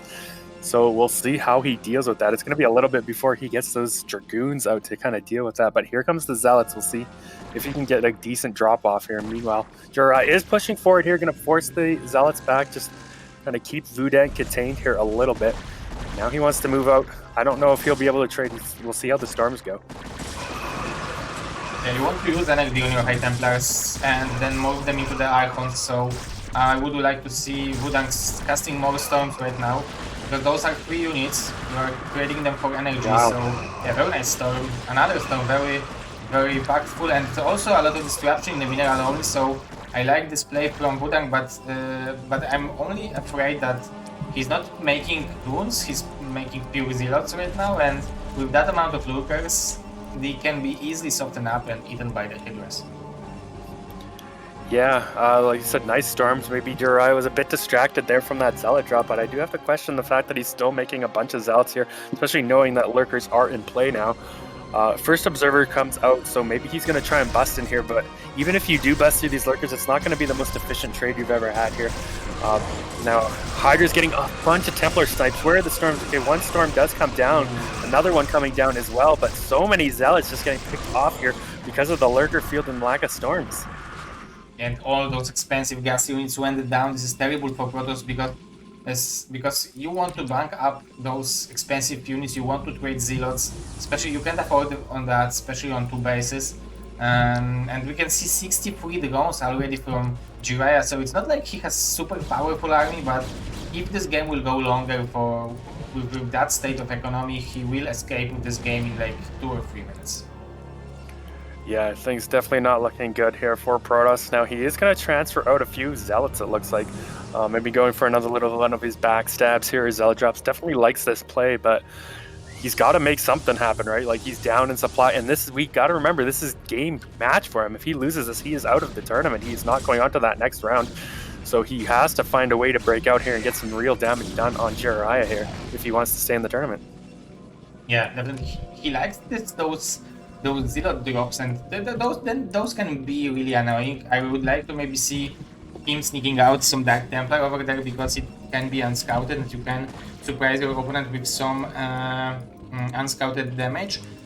And I think the timer on the Protoss is ticking very quickly, and he needs to move out and take a base because you can see that JIRAIYAA is taking 5th and 6th base already. He's macroing like crazy. I think he don't have Hive yet.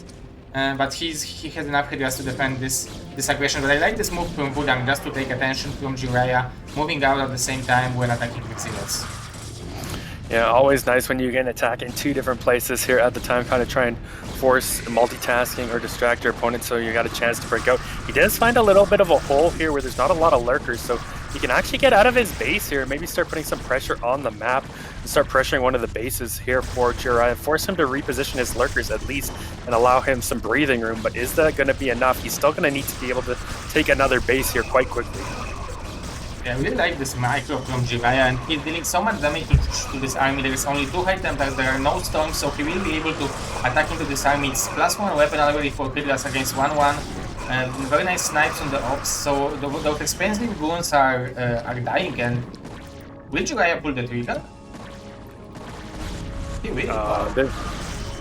Yeah, GG is called. I was just going to say, losing that army there from VooDaNK is just going to put him in such a devastating spot. It's going to be so hard for him to do anything. He realizes he probably can't win from this point. GG's out, and JIRAIYAA takes it down 2-0 and moves on. Unfortunately for VooDaNK, he is out of this tournament, and JIRAIYAA will be moving into that next round. Of course, he will be playing Razz next, which is still going to be a very important match for both players here. Oh, definitely. Yeah, he will be playing Razz, and I would like to see that match because the first match was 2-0 for Razz, but those were nice matches, especially with the one on Butter.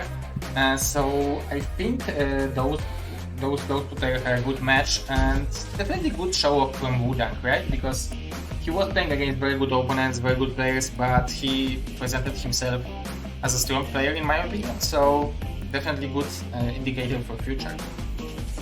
Yeah, definitely agree. So far, this group is kind of going as I expected. You know, BoA going in first, VooDaNK falling out, but we got that rematch of JIRAIYAA Razz, and like you said, they look like a pretty good match.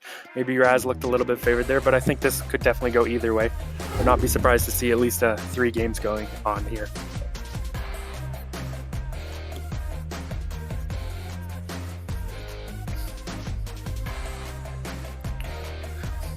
All right. I'm not sure what the first map is, but we'll probably find that out here pretty quickly. It's going to be Vermeil, if I'm recalling correctly. So yeah, Vermeil for the last decider match as a first map. And that's not a bad map to start things off on. I mean, pretty standard, pretty solid map. Like some people said, it could be the new Polypoid or the map that kind of quote unquote replaces Polypoid, so to speak. So. Yeah, I like this map. It's a pretty good map, I would say, to start this best of 3 off on. Oh yeah, I think it's good for both players because usually I feel like 4-player map is more balanced. Like there's always like more to it that you can show off your skill because it's harder to be surprised. You have longer scouting pattern. There are more bases to take. So actually, the real skill of playing StarCraft can be shown on maps like this. So I think I'm positive about this map as well. I wouldn't mind if you would replace Holy Force, for example. Yeah, certainly. Pulling up the stats here, looks like it's slightly favored in Zerg, but of course this is just a very small sample of games. One more game the other way and it would be 50-50, so I think either player has a very good realistic chance here. Let's jump into the game and see how they do.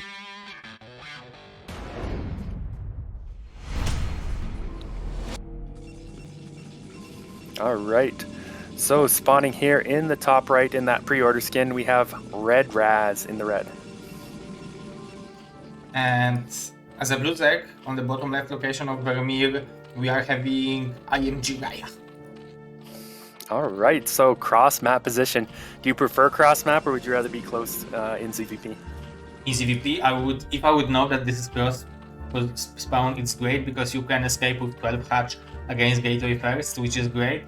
And also you can go for the 12 hatch because it lowers the chance of Protoss to scout you at time to cannon rush you. So overall, I think cross position might be better for Zerg in the most cases. But if you are going for 90-73, it can backfire and it can be positive thing for Protoss. So depends on what the players will choose to play with. Yeah, for sure. I suppose Zerg could always scout and say, okay, it's cross map. I don't have to go 9-7-3. We have seen JIRAIYAA go for that 3-hatch Hydra a lot though, so he may still be able to bring that out here. Now we are going for that gateway first, and it does look like it's probably going to be 11-hatch or 12-hatch here. And yeah, probe coming up here to check for the Overlord scout. So nice little play there from Razz, seeing the Overlord not coming that direction. He will send it in another direction, kind of negating the fact that JIRAIYAA probably is not in top left. Very smart play from Razz. And we are seeing 11 hatch from JIRAIYAA again, so it will be also great opening against Gateway first. Obviously, it's not like it's the end of the world. You have some kind of small advantage at the beginning, but it still depends on what Protoss will do, how he will micro with the Zealots, how many Zealots he will make before Nexus, and so on. So I'm wondering what the Razz will decide to do after seeing this hatchery being placed first. Will he go for the second Zealot or straight up for the Nexus? Like, what do you think is a better choice in this situation? Yeah, more often than not, I would just go for the Nexus here, especially with it being cross map. I know, okay, I'm probably not going to get much done with the Zealot. You still send it across, of course, but then I would just bank up the minerals, get that Nexus down as quickly as possible. Sometimes even in close spawns, I'll just go for that Nexus right away. Once I see this, just like, okay, get my economy rolling. It does look like Razz is banking those minerals for the Nexus. He hasn't sent that probe, so probe sent out a little bit late, but he is indeed going to go for the Nexus just after that one Zealot, see if he can't do a little bit of harass, but not really a full commit, and go ahead and get his economy rolling here. And Razz, with the scouting, he's confirming the gas timing, so you can expect what might be going. I think this is the regular gas timing. Ooh, the drone might go down 1 HP and smash. Wow. Nicely done. He microwaved him. He turned off the Nyokan internet, but now nice micro. Look at that. Razz is microing very well. This link is also weakened up, so those 4 links will not be able to deal with this one Zealot and the probe. So this is extremely efficient trade for our Protoss player. Yeah, I'm glad to see him go for the gate. I know he does mix it up or go for force sometimes, but I've always been impressed. Even in like PvT, I like to see when Razz opens up with his Zealot or Gateway first in PvT, he usually does a lot of good damage with that or can. So nice to see, good control here. Nice early trade. So you got to give a little bit of the early game advantage to Razz here. I mean, he didn't overcommit. He's got his Nexus coming up, his gas coming up, and that Zealot's still alive. It will eventually get picked off here, but gets some scouting done, gets a lot of kills. So nice play here from Razz early on. Yeah, definitely. This Zealot gave a lot of information, killed a lot of units, forced additional links, so definitely paid off. And we need to remember that Razz went for Nexus after this one Zealot, so his economy will be very, very good. He is not cutting probes, already having cybernetic core halfway done. while applying pressure and forcing some additional links. Although I think JIRAIYAA will be able to hold with those things that he had for now. Yeah, definitely. It doesn't look like he's sending any more zealots here across the map, so pressure is over for now. But I didn't see if the lair has started yet. Yeah, okay, no, it's 3-hatch Hydra again. Now this is an interesting choice. I don't see this as often against gate openings, just because, you know, Protoss is going to have all those extra zealots they can use to help defend, hold off as well. But the fact that, you know, Razz is cross map too, like you said earlier, it's just going to make it a little bit weaker. So we'll see if this pays off for him or not. But yeah, I mean, if Razz catches wind of this, you got to still favor him here. Yeah, and I like the target play. At the beginning, when I seen 97.3, I thought that going for Citadel first is the best option to counter it. But now with the Stargate, it's actually much better because you can scout whether Zerg is transitioning into mass drones or whether he's pumping Hydras and you need to add some additional cannons. So I really like this choice from Stargate because if you can read from the scouting of the Corsair, you can respond for what Zerg is doing. So it gives more options to Razz to play with. Yeah, I definitely agree with that. It looks like that Zealot tries to get in, but JIRAIYAA doing a really good job not allowing Razz to sneak in there and confirm. So he doesn't actually know. He's even sending another Zealot out on the map to see if he can't catch something. Okay, he's going to send it back because the Overlord is there. And probably saw that coming out and does not want to lose it or get it picked off for free. So he is playing blind. He's going to have to throw down like that safety kind of cannon situation here because he just doesn't know if there's Hydras coming his way. And you can already see, yeah, 2 cannons being thrown down. Doesn't want to take any chances to die to some Hydras. He is sending a few more Zealots out on the map here. 2 one way, one another, because he really does want to confirm this. And will he be able to see these Hydras? The Zealots are kind of out of position here, but with 3 cannons already on the way, I think he should still be okay. And Corsair will confirm it anyway. Yeah, now that Corsair confirmed the Zealots are buying some additional time to maybe add some additional cannons. Obviously, it's good if you are having additional Zealots to tank those Hydra hits, because pure cannons are not that good against Hydra and Link. So definitely, it's not like it doesn't matter that he lost those Zealots. They would definitely help a lot. This Overlord will go down and supply block JIRAIYAA, which is a very nice pickup from this Corsair. Yeah, we'll get it, and he will be able to continue to scout to see if there's more Hydras being produced. He can see a couple more coming across the map, so that's one reason why he's keeping those cannons and maybe adding more. But the fact that he has this many cannons here already, I don't think we're going to see a full commit here from JIRAIYAA. I imagine we'll see him start switching to drones here once he's unsupply blocked himself anyway here. If he does keep on those Hydras, it can be a bit of a risk and really put himself all in, especially if Razz holds it off.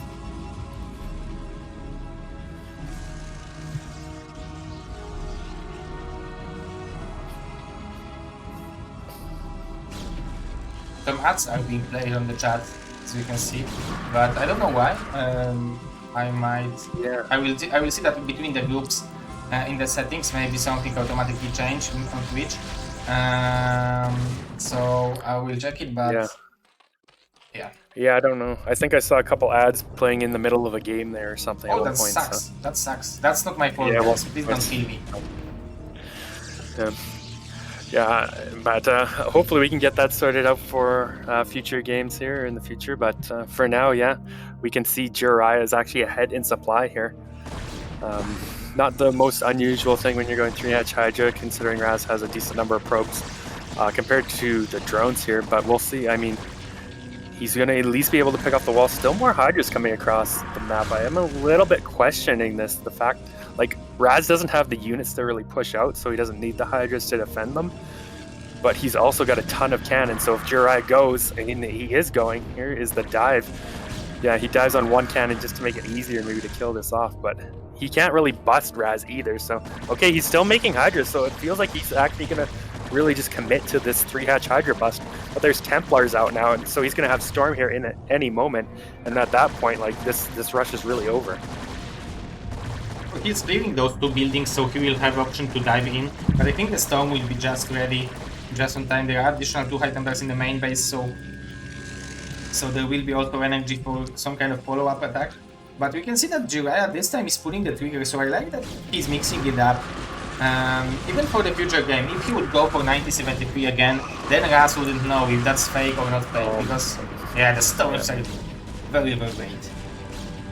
Yeah, I think he did do a fake 973 or whatever against Razz in that first series, but I did question those extra Hydras because there's so many cannons in the storms here now, right? He's basically all in with this. Okay, we see he's trying to make some drones here now. We'll see. That pays off a DT coming out as well, so maybe Razz going to go for that DT drop here once again, because it's still going to be quite a while before Overlord speed is ready. Oh yeah, definitely. The layer just started, so it's still few minutes until the Overlord speed, so Dark Templars can make it messy. Especially with the shuttle play, we can see that Razz is already getting ready. I would like to see maybe Corsair exploiting this shuttle, but I think he might have lost it during this engagement. The drone number looks very healthy for JIRAIYAA right now, but I'm wondering whether he will be able to defend the push from Razz, because the Gaby's number is getting higher. 2 upgrades will be done, and there will be plenty of storms, so the dodges will need to be extremely good. Yeah, well, shuttle making its way along the bottom of the map. No Overlord in the main base, so if he manages to sneak his way in there, he could kill a lot of drones. I think he picked up a couple of High Templar too, so he might go for some kind of storm drop here at the natural, drop off the DT in the main or something like that. Could get a potential lot of drone kills, so we'll have to keep our eye on that. It could be kind of a game changer at this situation. But JIRAIYAA is getting up there in his drone count, so I would not be surprised to see him sending a drone out sometime here to take another base soon. But here comes the drop. Will he get anything? Nice start.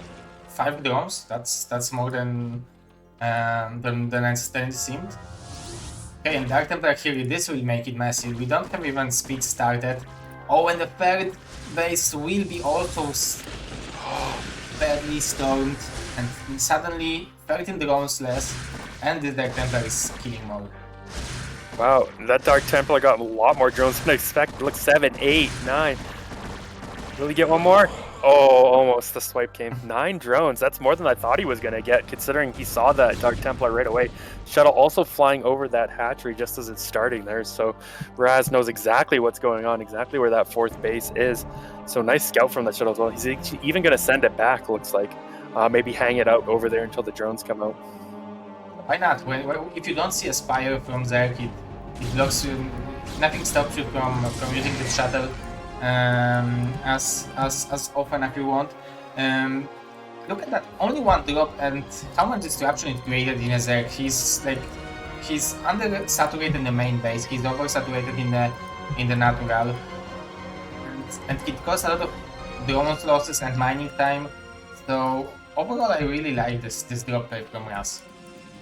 Yeah, well, it looks like he's going to go back again and try and get some more drones here now. Moving his army across the map, maybe going to wait for that engage to kind of distract JIRAIYAA, but no. Here comes the shuttle now, getting ready to unload and storm once again. Very quick pull here from JIRAIYAA. Yeah, Razz isn't even going to drop or go for that storm. Instead, he's just going to go towards that 4th base and force a cancel. So nice little play there from Razz to really slow down the expansion right here from JIRAIYAA.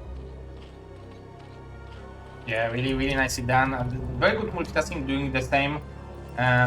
Doing 2 things at the same time, and really disrupting JIRAIYAA, not allowing him to take the very good position to take this engagement. There is no observer yet for Razz, so he would want to use the storm energy, I think, and back off, because those storms will regenerate. So this is always a good value to kill some units for free.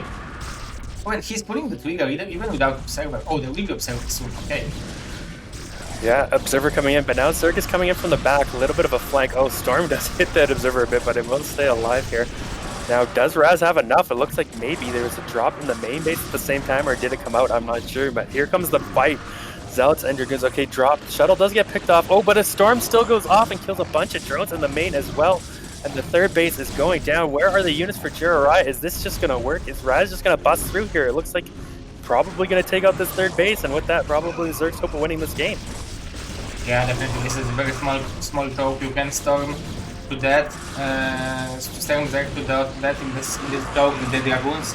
2-1 upgrades, so only +1 for JIRAIYAA. So Razz was able to keep up with the upgrades even. So very nicely done, and good job from our Protoss slash caster player Razz. Yeah, that's right. He will be casting the next set after these ones.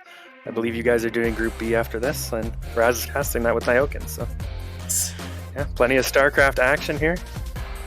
Could be our last game coming up as well, if Razz can take it down.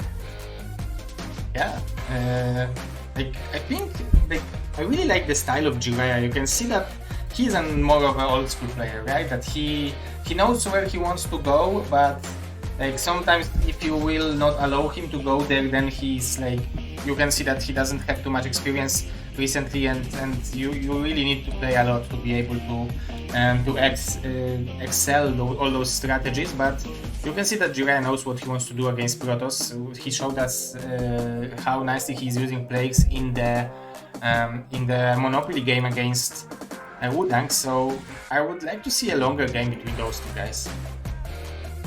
Yeah, well, hopefully we got it coming up here. I mean, this is could potentially be the last match here if JIRAIYAA loses this. Razz will go on to the winner's bracket in that next round, and JIRAIYAA will start off in the loser's bracket of the next round. So JIRAIYAA definitely wanting to win this one and win the next one. But he may have his hands full with Razz. I mean, Razz looked pretty dominating there in that last game. We'll see if he can bring it back and bring a long game here. It will be his map pick, so he's got that going from him. Looks like that map will be Sylphid once again. Slightly favored for Zerg in the stats here, but still fairly close. Should be fine either way. We'll see if he can do it.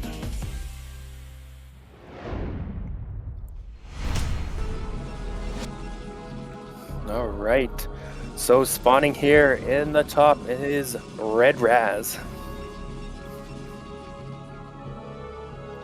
And on the same location actually, we are having our Blue Zerg.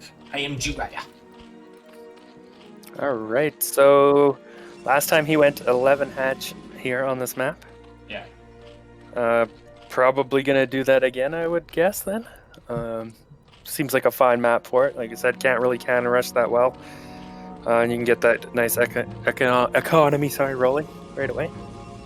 Yeah, it's a good map to do it, and we can see that the overload scouting from JIRAIYAA is opposite from what we see mostly on ladder, because normally you want to scout the natural of your opponent first, and then because then you will be able to scout whether it is forge or gateway, and you can adjust very early. But you can see that's how well it will pay off, because I thought that Razz may want to scout for this overload, but he's going for the main base, so it will pay off for JIRAIYAA anyway.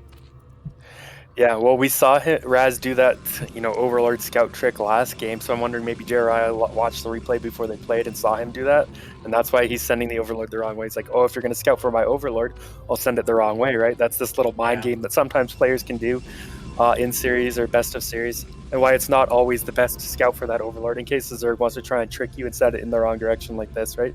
So Razz isn't going to fall for it, but of course he is going to scout him last, and JIRAIYAA will scout him first. Once again, going for that 11 hatch as we saw last game. And it looks like Razz going ahead and opening with a forge this time around. Yeah, the forge first, but the cannon, this is a shocker for me. I think he will want to cancel that after seeing this hatchery, right? Because you want to have this nexus as early as possible, but on the other hand, you are losing like 50 minerals for canceling that. Yeah, a lot of the times I will see Protoss cancel it if they do the blind cannon first. Doesn't look like Razz is going to cancel, and he's actually going to try for the cannon rush here. Look at this, he's building... Oh no, okay, he started a pile and then he canceled it, I think. Just in the bottom corner there, so deciding maybe against that because he can't really get that cannon blocked in, right? So now he's just going to get in here, scout around, see the timing of that pool, get his nexus up, and just be a little delayed or a little behind JIRAIYAA here in the early game. Yeah, a little bit behind, but extra safe, maybe that's what matters. But actually, I think JIRAIYAA should be extremely happy after seeing that, okay, so the cannon is up already, you just have the gateway. So that's, I think, great news for JIRAIYAA. I'm wondering whether he will choose to do something else than in the previous game, because until now, I think we've seen all the games were 1973, right? Oh no, one game went Mel attack upgrade first on Monopoly against VooDaNK. Yeah, he had that game where he went for like all those lings in the fourth hatchery or something. So yeah, he can definitely mix it up here. I think he goes 9-7-3 when he had the choice. I think maybe he went layer 1 game against Razz as well here, but we will see. That positioning with that mineral only is when he went for that Hydra, so yeah, I could very well see him doing that again here. We'll have to see. But Probe still alive, getting that scouting. Razz will be able to get in the main here as well, so the fact that he's still got the scouting information might deter JIRAIYAA from wanting to go for that. He may just end up starting the lair. But of course, as I say, that looks like he's throwing down the Hydra Den at the natural, I think. Yeah, he likes that. And if he feels comfortable with that build and he knows what to do when in the certain situations, there is nothing against going for this build again, because it opens you a lot of options. You can apply pressure. If Protoss makes one mistake and lose the scouting probe or the Corsair, you can escape from droning up with droning up or mass Hydras. So there is actually huge potential in this build. So yeah. I like this choice, and if he feels comfortable with it, why not?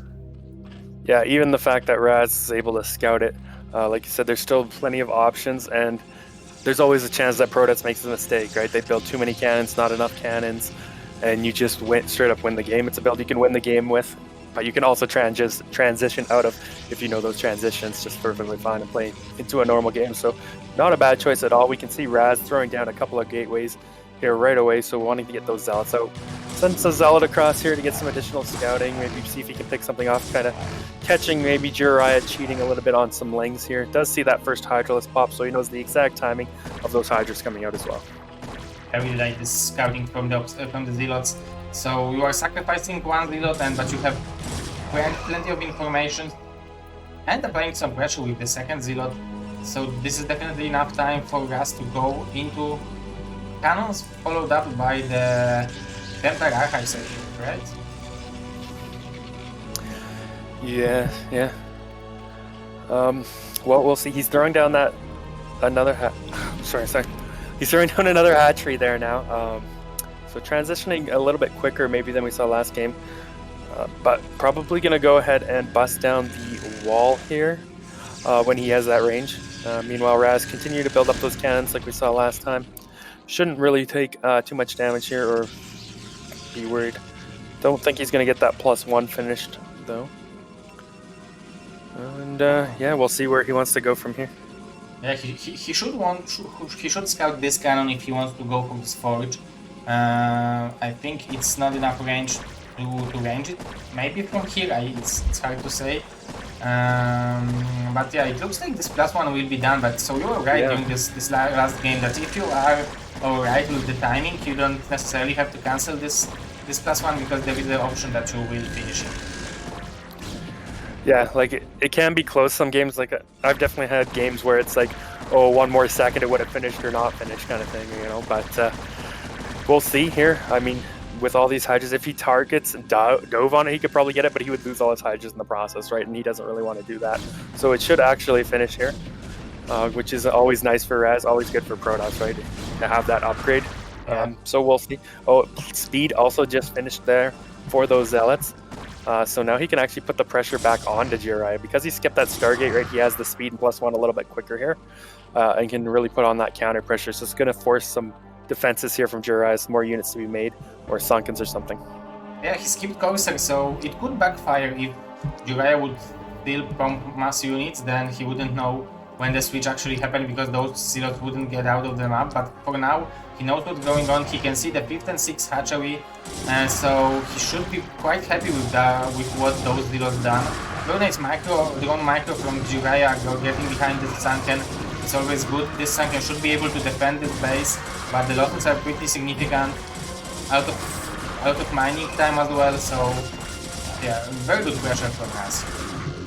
Yeah, even if JIRAIYAA kills off all these zealots, kind of the damage has really been done here. A lot of drones coming down, forcing a lot of extra defenses that he didn't really want. He does get out with one of those zealots, does hold it off, but again, he just took a little bit of damage. So Razz has got to be happy with his attack there. He's got a storm coming up here. Templar's coming as well. Looks like his +1 armor is already halfway done. So he's going to be in a great position, great upgrades going in to the mid game here. Yeah, so I think it's still anyone's game. If I would have to pick, I think even JIRAIYAA, like he has a very healthy drone number. Razz got a lot of probes to be in the spot where he is right now. So I feel like Razz has to do something right now. Actually, he can start producing probes and transition to third base. It's not that bad, and Zek only has mineral only, but yeah, I feel like this is still anyone's game. Oh, for sure. Definitely. And Lair is actually already done here for our Zerg player as well. So maybe a little bit further ahead than I thought. I didn't realize Lair had already been finished, so that's nice for him. Now, doesn't look like he started any of those upgrades just yet, but he's going to be looking at taking a fourth base here. Got pretty healthy economy. You can actually see he's ahead in workers now. So yeah, despite that attack looking maybe a little bit scary, actually coming ahead here nicely for Zerg.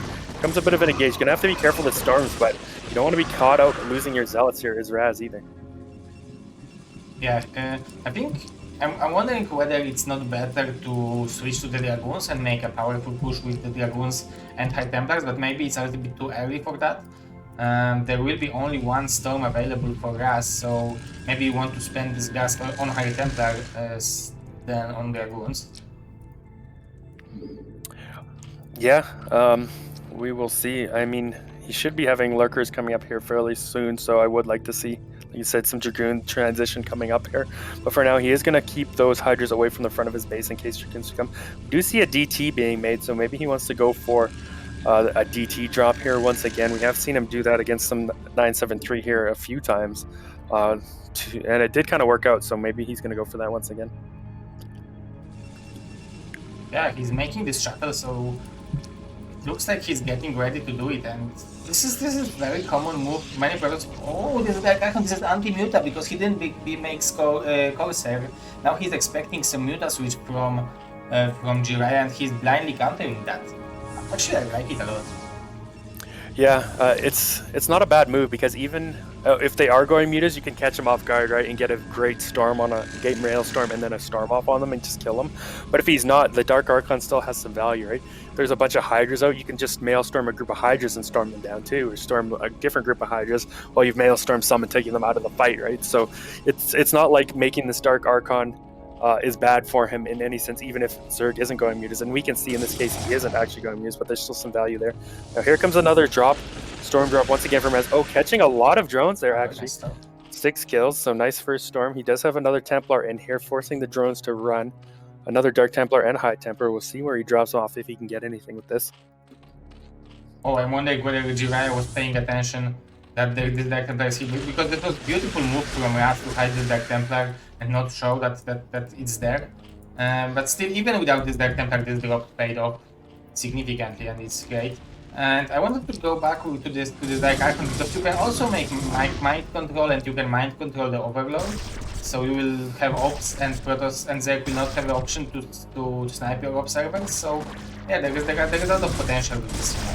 Oh, but he can put the High Templars without storming. Okay, does get a couple of storms off. Maybe hitting a few more of his own units there, but okay, here comes the Dark Archon. We'll see if he goes for that. He does have observers, so probably isn't going to use it necessarily for the mind control, but it is a very cool move when you see it come out. Now we do have fighting kind of on both sides of this pseudo high ground area here. Not really what you want. Okay, we do have that Maelstrom coming down. You can see how that really paid off there. Doesn't allow JIRAIYAA to micro those Hydras away from the storm and just eats the full brunt of it. Meanwhile, we do have the Hydras. Looks like they're going to try and pick something up. Don't get the Dark Archon. Another storm going down here. So nice couple of storms here from Razz. His army is kind of almost trapped in this area, even though it's a little bit stronger, I would say. Yeah, it's 1-1 against 1-0 in the upgrades, and JIRAIYAA is bleeding a lot of units. Like 1 minute ago, their supplies were dead even, but for now it looks like those trades are rather efficient for the Protoss. He traded a lot of storm energy for a lot of units, and if he will be able to consolidate his army and have additional High Templars, I think he should be quite happy with the position he's in, but he has to apply some pressure on JIRAIYAA because he's already mining from 4 bases. I think he's even missing a hatchery or something. Yeah, definitely agree, but I don't see any High Templars here for Razz at the moment, so he's going to pull back. Is he even making any? I don't know. A couple of lurkers out here. Looks like he'll be able to just clean that up. Really wants to get a couple more High Templars in this army before he pushes again, so I hope he's making at least a few here. My fleeting dream is but also he really for needs to 9 start months. thinking about taking Both a is the third way. base. I mean, he can stay on 2 bases for a while, but getting to that 13, 14 minutes, it's kind of getting a little bit desperate. So I really want to see him throw down the next. And as soon as I say that, of course, he throws one down there at that mineral base. He's probably going to just want to jump from that mineral base to another gas base, though, as well. Because really need that gas and those gas-heavy units as Protoss against Zerg. Yeah, I really like this choice to take double bases as a Razz, because he probably still wants to stick on his side of the map and try to defend, try to wait for a little while until he will be able to move out. So right now he just wants to be a little bit more defensive, maybe use some High Templars, but he has only 2 High Templars for now. And this is a very good arc for JIRAIYAA, so... But this Maelstrom actually paid off very well. And the Zealots are dealing a lot of damage, so I feel like this is a perfect army composition from our Protoss. Yeah, you can see how that Dark Archon has paid off a couple of times here, getting some nice Maelstorms that really helped Razz in some of these fights here. Really pushing the Zerg back and allowing him to hold on to his expansions here. Just kind of stay in the middle of the map. The most important part is he's kept his main Dragoon force alive so far. There's more Zerg flooding in here though. And this could be dangerous here. You don't really want to lose the bulk of your Dragoons as Protoss. Yeah, he is going to pull back, and he's going to need to get a few reinforcements in here. Either some Zealots or some Storms, or both. Because you don't really want to fight out in the open with purely Dragoons.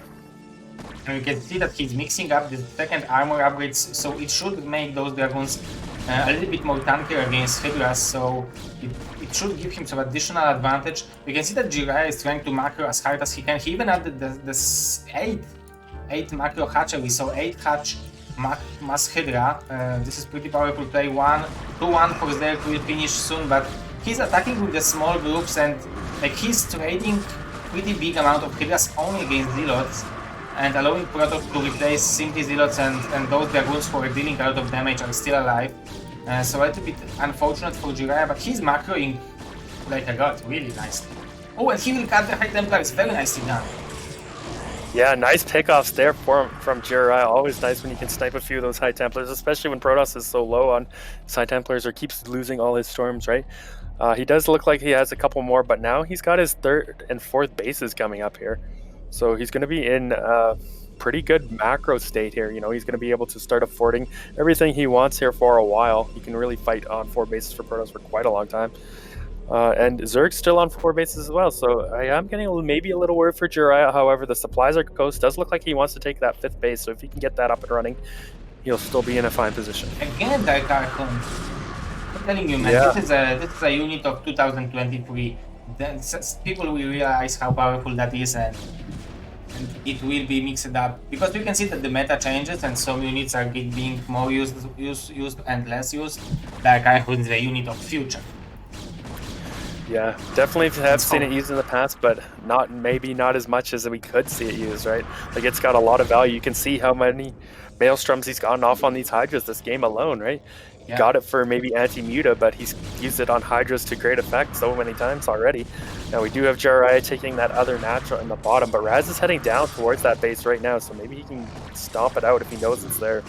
Or we could just have a big fight. But one thing I will say about JIRAIYAA here, once again, he's taking a long time to transition into any hive tech. Seems like he does want to stay on mostly this Hydraless composition, like we've seen him in some of these previous games. He really liked this army composition. We can see that his upgrades are very good right now, +2 weapons, so we kick in. Nice storm dodge, but it seems like the Razz has plenty of more storms. Very nice storm over here. There's plenty more Hydras to come, and the Zealots are bleeding out, so it looks like if the Dragoons will start trading against Hydras, it will be very good for JIRAIYAA, but this Archon is taking so much hits. Yeah, definitely so many Dragoons left, not all of them getting in the fight. A bunch of Hydras coming in here now. Where are the extra Storms, or where are the Zealots to help buffer for this? Okay, a couple of Templar are coming up here. Where are the Storms, though? Where are the Storms? Finally, a Storm going down here, forcing these Hydras back. Dark Archon does finally get picked off from JIRAIYAA there.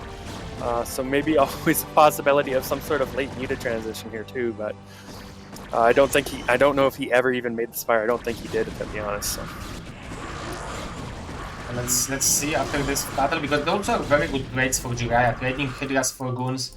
He can even kill this Archon, yeah, last part, and it's dead. Business just starting, so there is no Spire, there is no hive, so yeah, JIRAIYAA staying on this Hydra Hydra pressure. I like it that he's lowering the army of Protoss, that he's not allowing Protoss to make such a terribly big army that the Mass Hydra is completely inefficient.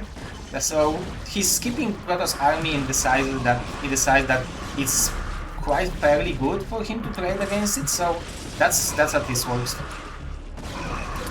Yeah, well, a couple more storms going down. South Center against still finding these Hydras here in the middle of the map.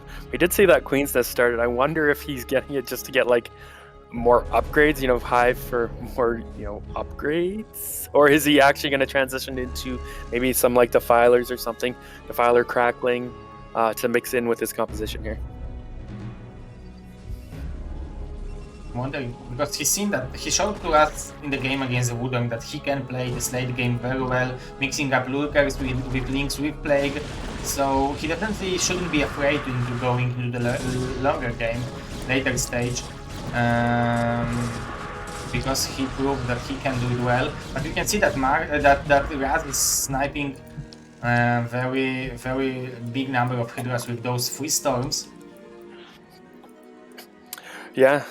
Still just moving around the map, even taking a 5th base here on that pseudo high ground, and probably going to be able to kill off this base down here in the bottom. Right, there's a couple of lurkers here, but here come the Obs now. Clean this up and will be able to take out this base. Yeah, very nice done by Razz taking the base and killing the base, but we can see that JIRAIYAA is going for the counter attack into the mineral only. He's sending a group of Hydras over here, but there are 2 High Templars ready, and if he will not watch the... Oh, there will be 3 storms actually available, so let's see how they will look like. Very nice dodge here, but the storm also zoned some Hydras down. And there will be additional storm, they are softening up those Hydras, and with those reinforcements I think he should be able to hold this Nexus. Yeah, we'll see. He's going to target down, it looks like some of the probes here, kill off some of the economy, but we'll save the Nexus, so that's nice there for Razz. Nice attempt there from JIRAIYAA, but not quite enough here. Meanwhile, Razz did take out that base, as we saw on the bottom. JIRAIYAA has retaken another 5th base on that high ground, but hasn't quite got set up just yet.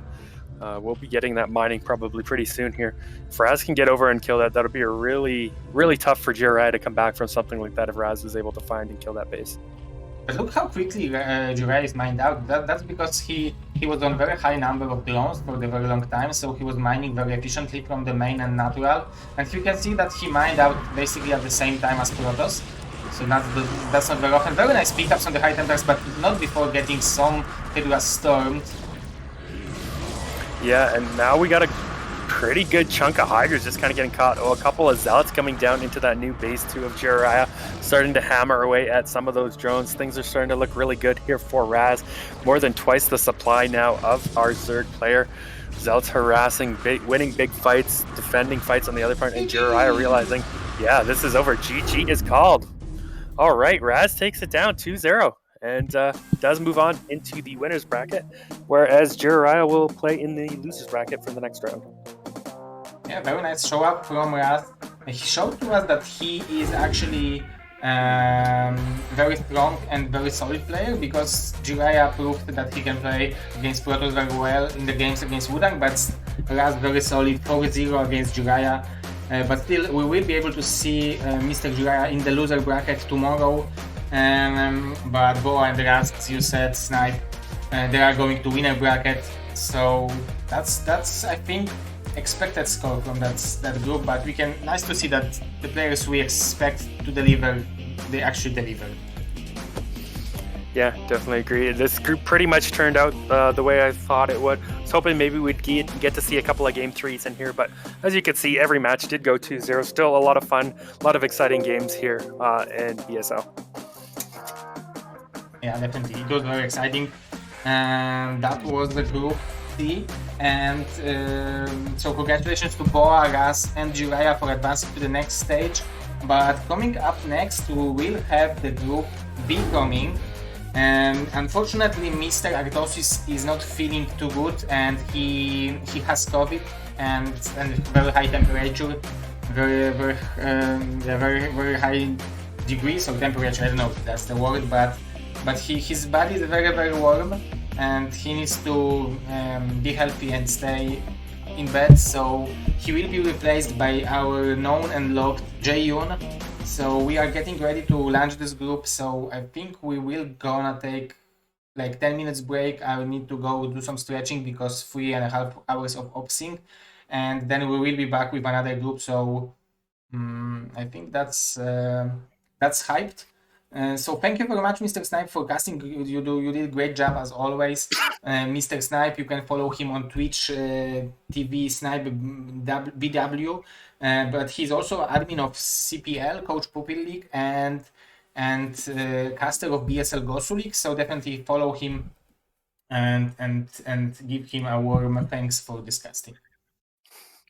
Yeah, thanks again for having me. A lot of fun as always. And everyone, I hope you continue to support BSL and enjoy the next games. I believe it'll be Razz and Nyoken casting. So yes, definitely enjoy the next series that'll be coming up in a few minutes. And thanks again. That's it for me. Yeah, thank you very much, Mr. Snipe. I would like to also thank to Mr. Mars for the huge $50 donation. We are still trying to reach the goal to make BSL 16 happen. So if you like this show, if you would like to us to come back with BSL 16 with the extended format as BSL 10 with the 32 players qualifying and the round robin, round of 8, and definitely you can support BSL by tipping, by donating, or just by becoming Patreon. But that's it for now. We will take a short break, 10-15 minutes, and we will be back. So don't go anywhere, and I will see if I can do something with those ads in the Twitch. So much love, and there will be no sexy observer in the studio, but it will be behind the studio. So thanks, guys.